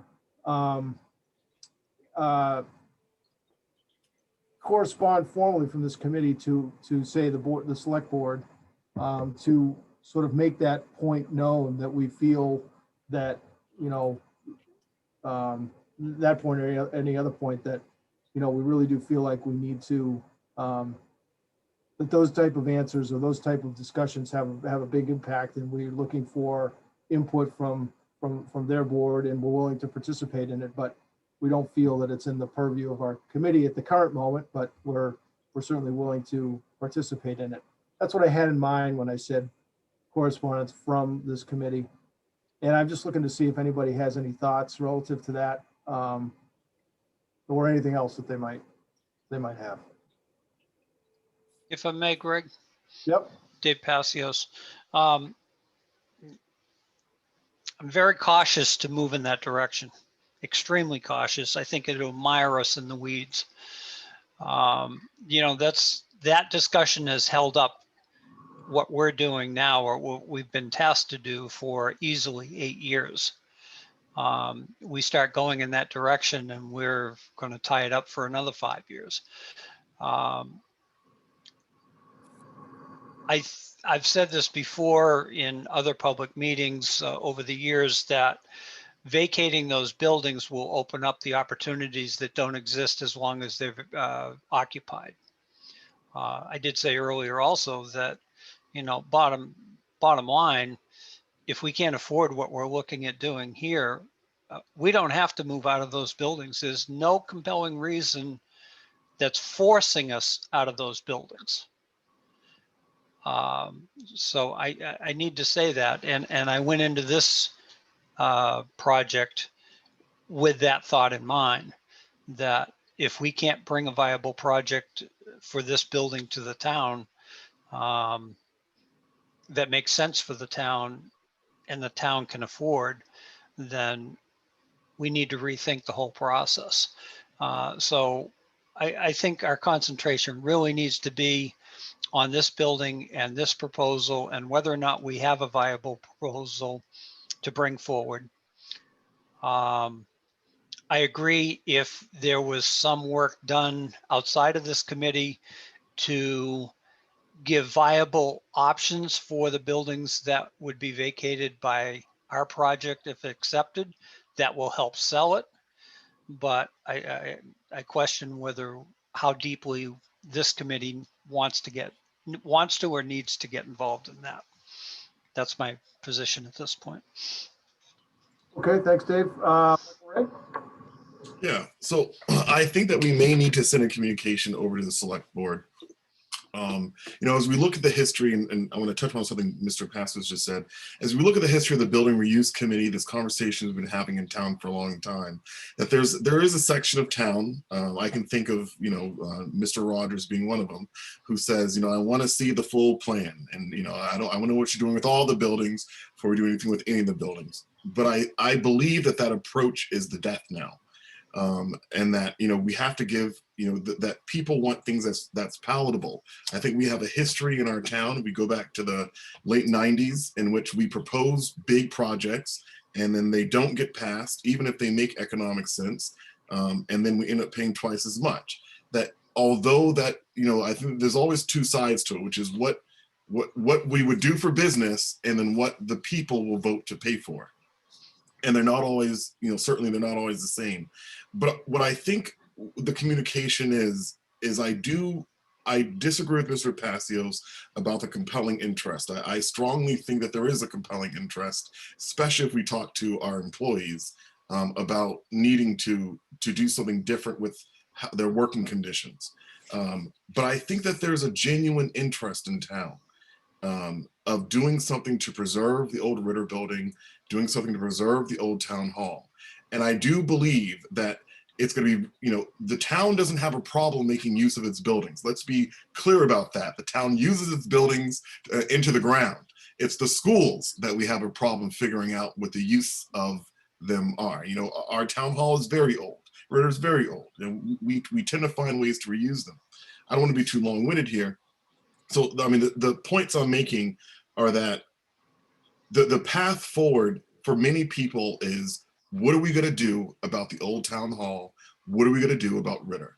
And although that's not the scope of this committee, and I don't think that we should ask to expand our scope to answer that question, I do think we heard some really good information back in August and September when different groups came before us, including the Boys and Girls Club, and they said, we need X amount of space. So I think it may be an important communication to relay back to the board, although we're working in this direction, this is what we could not accommodate. This is how much space they were looking for. And to put it back, of course, on the select board, that these may, this is informational as potential uses for the buildings that may be vacated if we go this path. So I do see that as being important communication and official communication coming from this committee. Okay, Brian? I got a couple things. I guess I would say that the select board are well aware of what we've been doing and what this committee has been doing, and they should be well prepared, I guess, to answer questions at town meeting. I would say I would want to, as a committee ourselves, anticipate those questions that are going to be asked. And for questions that are going to be out of our purview, I think it would be a nice common courtesy for us to let the select board know what we anticipate to be redirected towards them in the discussion. Okay, thanks. Anybody else? Excuse me. I think that's why we have representatives from all the different groups here in this group, so that they can take things back to that group. So I would think that Michael Ray would update the Board of Selectmen, the Select Board, excuse me, on what we've done, where it's gone, what it's about, who needed what, and who wasn't included. And in fact, I think that they probably already are aware, because they may or may not have been following on this. They may have heard or talked to somebody about it.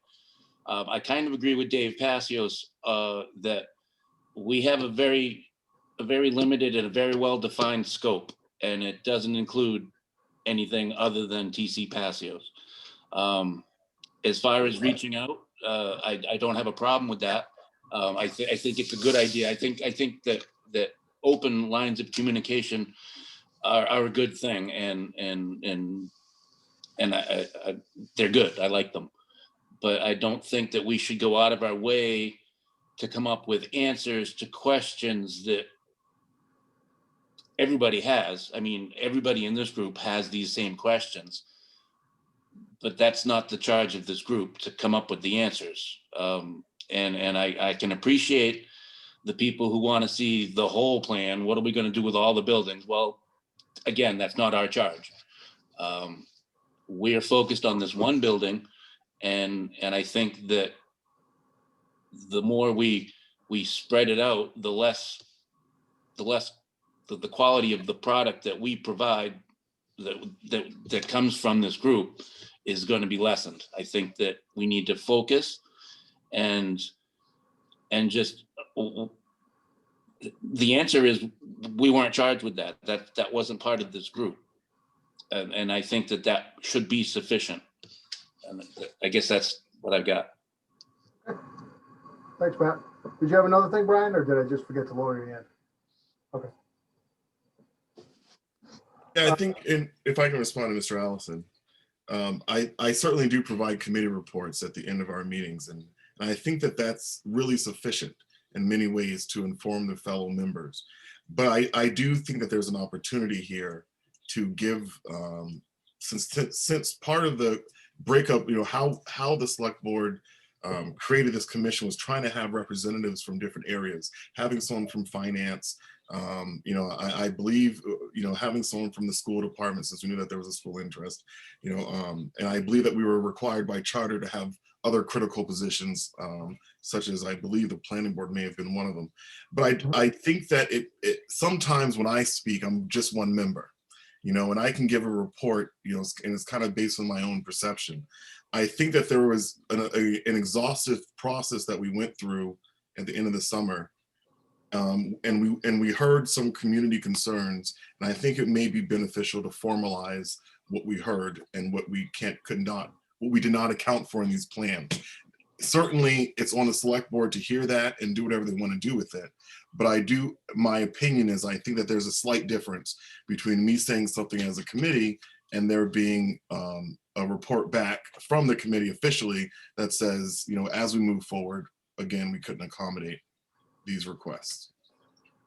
Certainly up to the board to decide what to do with it.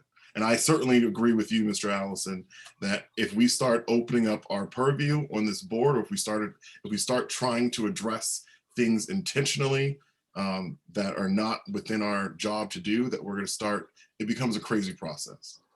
I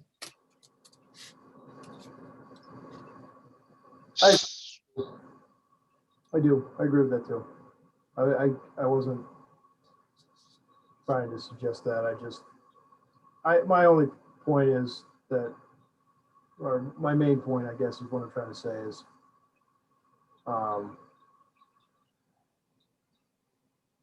we're going to be standing up there presenting a project, and I can anticipate some of the questions already, right, from the town meeting floor. And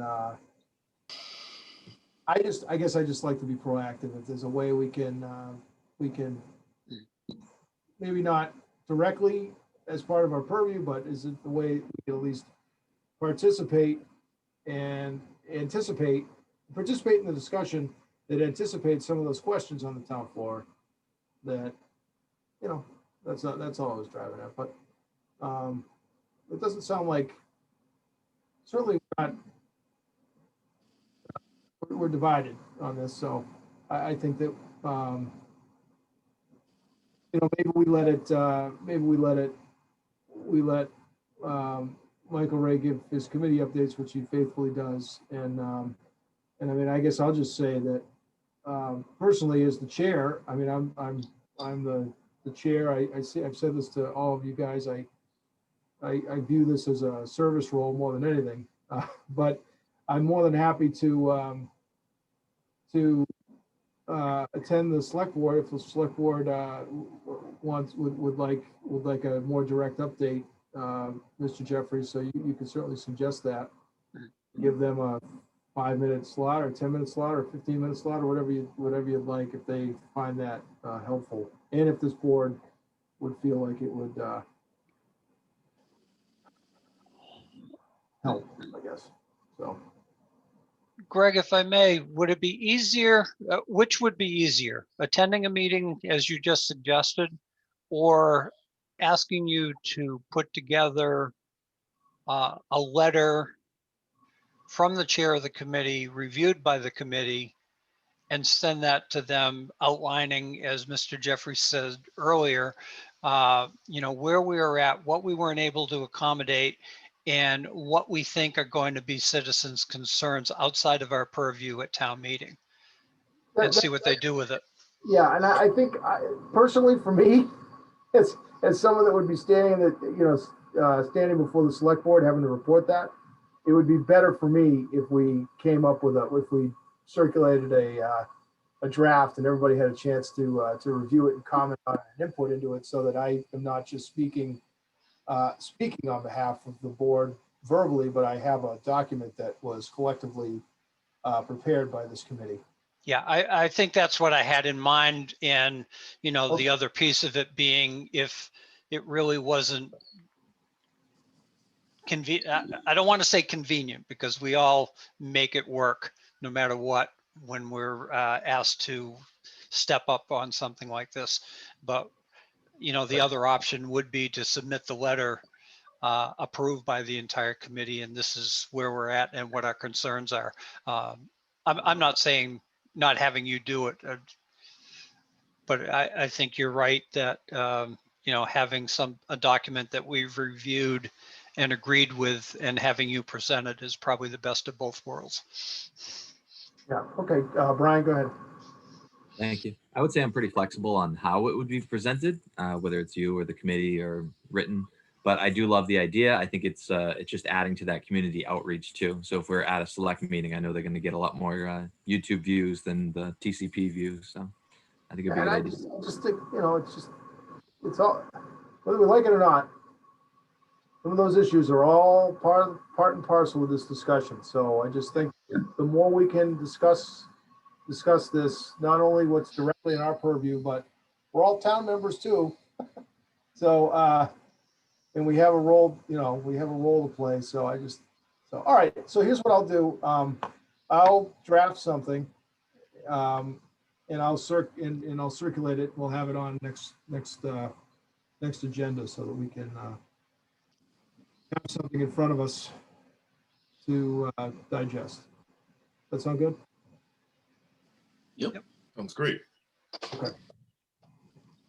Okay. So the next, anybody else have anything to add relative to that agenda topic? The next agenda topic I put on here at the request of Mr. Passios, which is to discuss the name of the building. Dave, I'll kind of give you the floor. I don't know if you want to discuss. I mean, I put it on there at your request, but I'll certainly take your lead on this, however you'd like. Yeah, actually, Mr. Jeffries actually was the one that brought it up in a previous meeting. Okay. And, and then I agreed that, at that time we had higher priorities, so we'd wait a while. I didn't have enough time to pull together, pull the file up again. I should say that I sent to you a number of weeks ago. So I'm not prepared to present that option at this point. I will basically say that my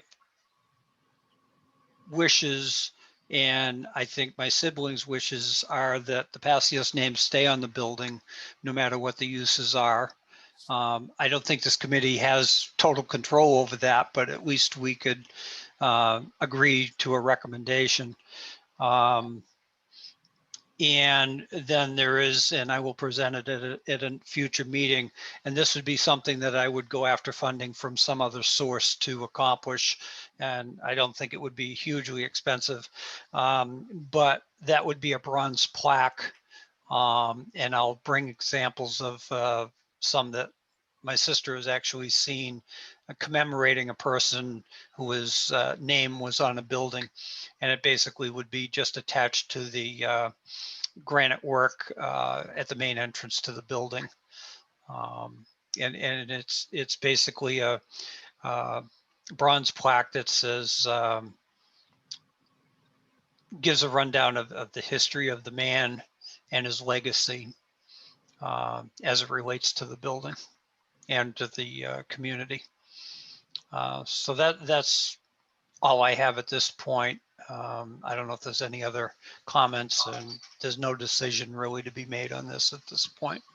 Yeah, it was more just a discussion, and truthfully, I published the agenda before we get the cost estimate, and I kind of feel like we have bigger fish to fry at the moment than naming the building.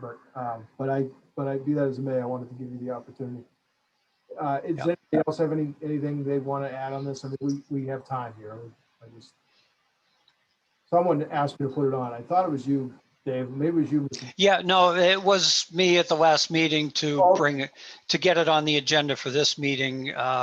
Okay. Just to have an initial conversation about it as an agenda item, because it was not an agenda item before, when Michael suggested we talk about that and talk about this in the future. Right. All right. So this isn't the last crack at it, but we can pick it up unless anybody else has anything they want to add. But we can pick this up in the future. Yeah, I think it's a difficult conversation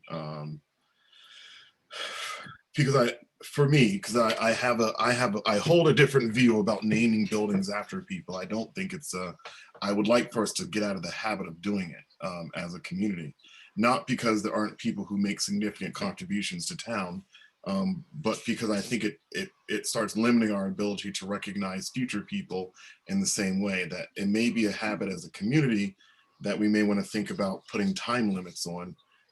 However, in this context, everybody knows this building as being the TC Passios building, right? And so, I think the only right thing to do, and that's, that's been the name of the building for quite some time.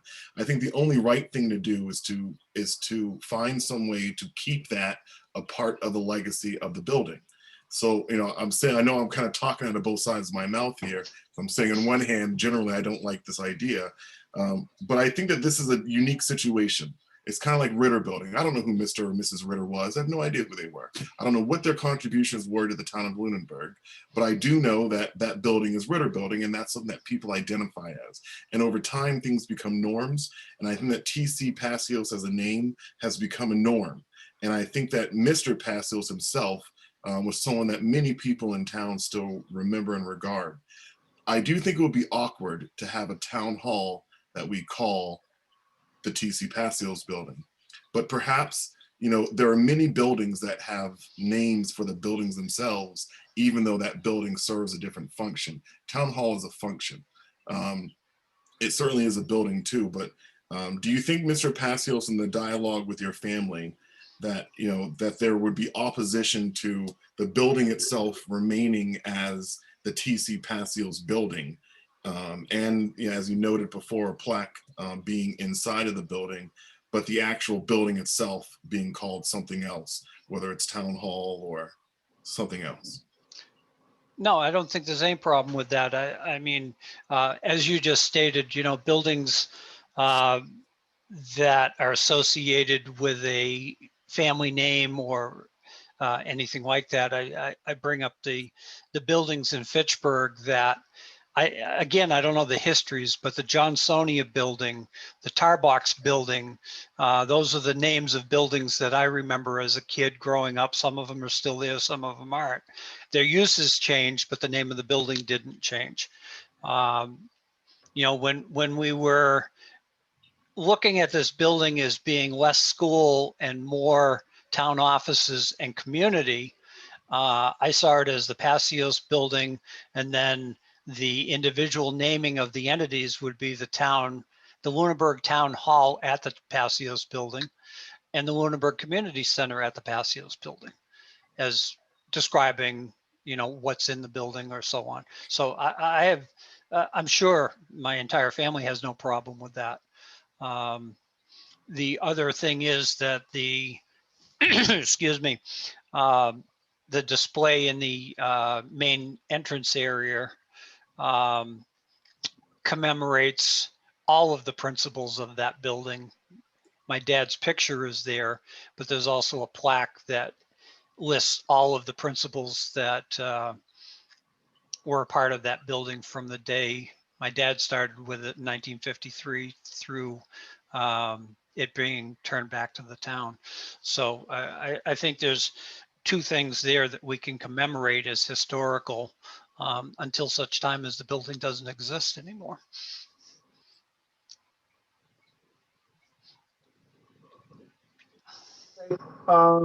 So I don't see end of this discussion tonight. So I think we'll keep it on in focus. But Greg, if I could just add one thing too. I think the plaque and the fund, coming up with the funds for it and stuff, I would personally take care of that myself. I already have some ideas on where the funding would come from. And then assuming that care and custody of the building remains with the Board of Selectmen and the town manager, that the actual mounting of the plaque and agreeing that that should be there would probably be a process through them, not through this committee. So just be aware that I'm, that's my thought process. Yeah, I think I agree. Yep. But this committee could certainly make a recommendation, so. Right. Yep. Okay. Future meeting schedule. We've got one in, we have one scheduled the 17th of November. I would assume that would be what we need to do for November, did I say November? 17th of February. And I assume that's all we'll need for February, or do we think we need another, we schedule another one? Do we want to try to get out into March, or do we want to just wait until we get through February's meeting and then schedule?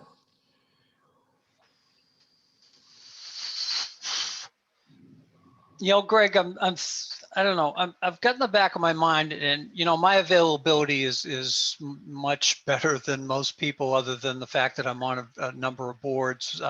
But my personal commitments are such that I'm very flexible for the most part. And I'm just wondering if in our brains we pencil in March 3rd, March 17th, and we won't necessarily use March 3rd, but have that as a penciled in date in case once we come out of the February 17th meeting, we need to do some prep work for hopefully what would be a public forum on the 17th. That's fine. Does that make any sense? That's fine with me. Does that work for folks? It works. Matt's yes. Dave's yes. Brian. Okay. All right. We'll do that. So future meeting schedule, February 17th, March 3rd, and 17th. Yep.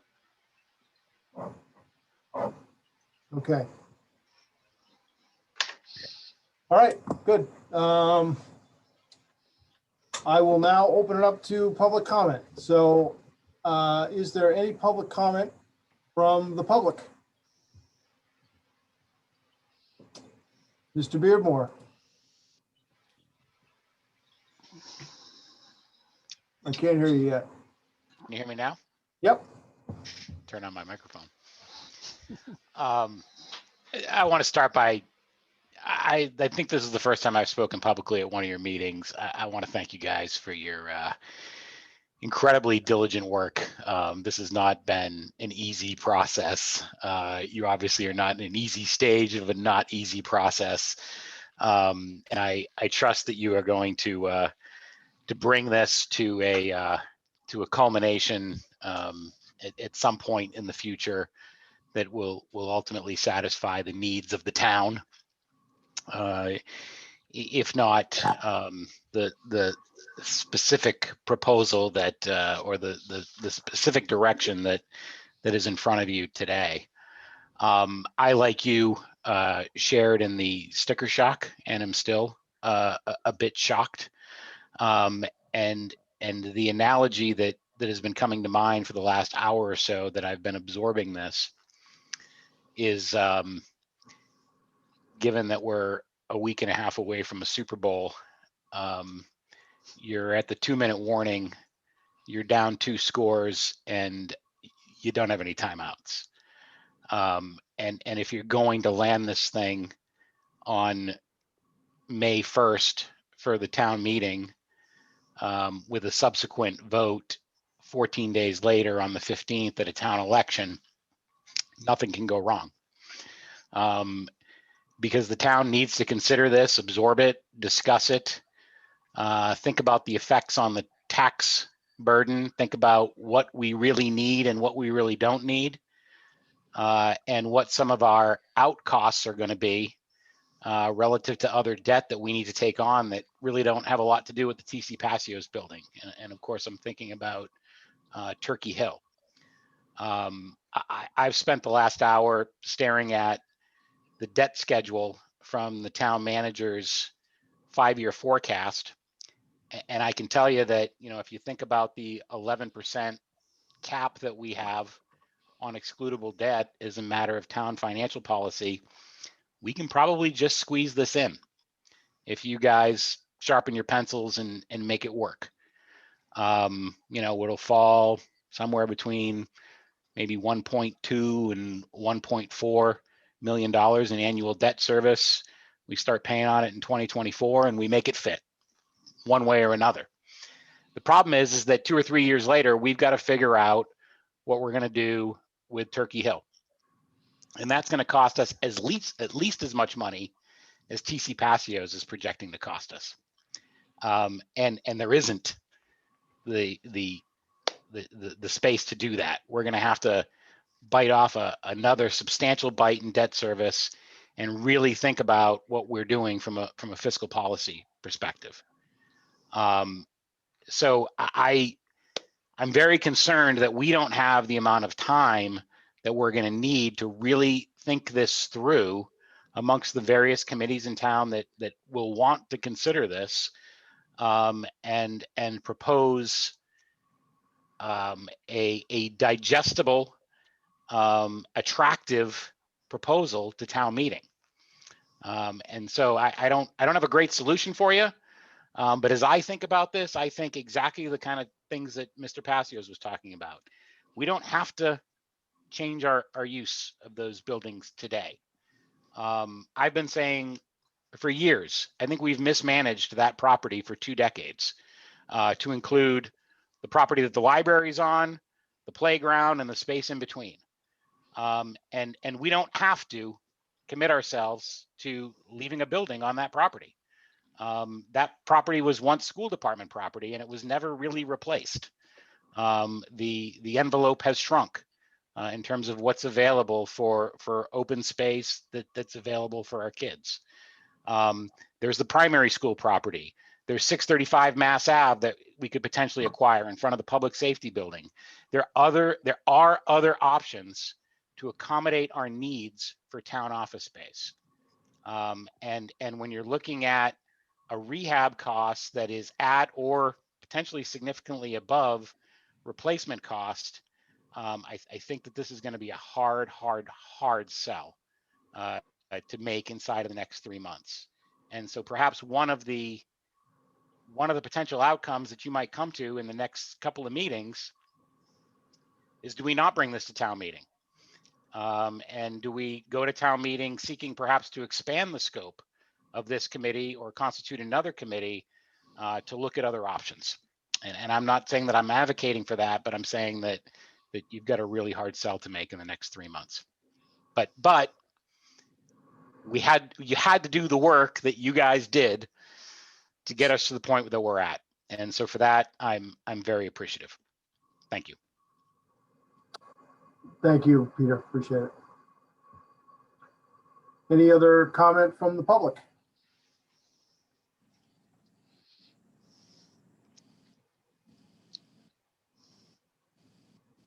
Sorry, I give a real big pregnant pause here because I know what can happen behind the scenes with Zoom calls. So sorry for the awkward silence, but I've learned to give ample amount of time, which is why I'm stalling with my soliloquy here. Okay, I don't see any hands. So any public comment from the committee members? I'll scroll down. Brian. No, I'm all set. Thank you. Okay, Dave Passios. I'm all set for the evening. Thank you. All right. Michael Ray. Nope, thank you though. All right. Matt Allison. No, thank you. Okay. Wow. All right. Well, I just will say that I appreciate. I guess I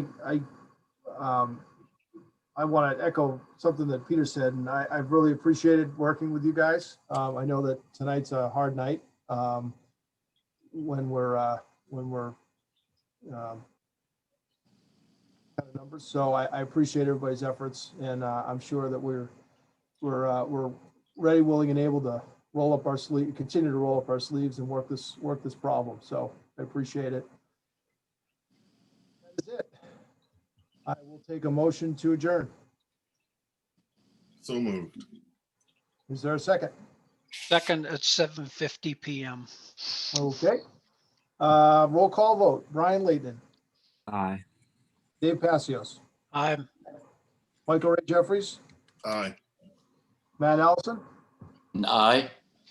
and an aye for me. Thank you, everybody. Have a good night. Thank you, everyone. night, everybody.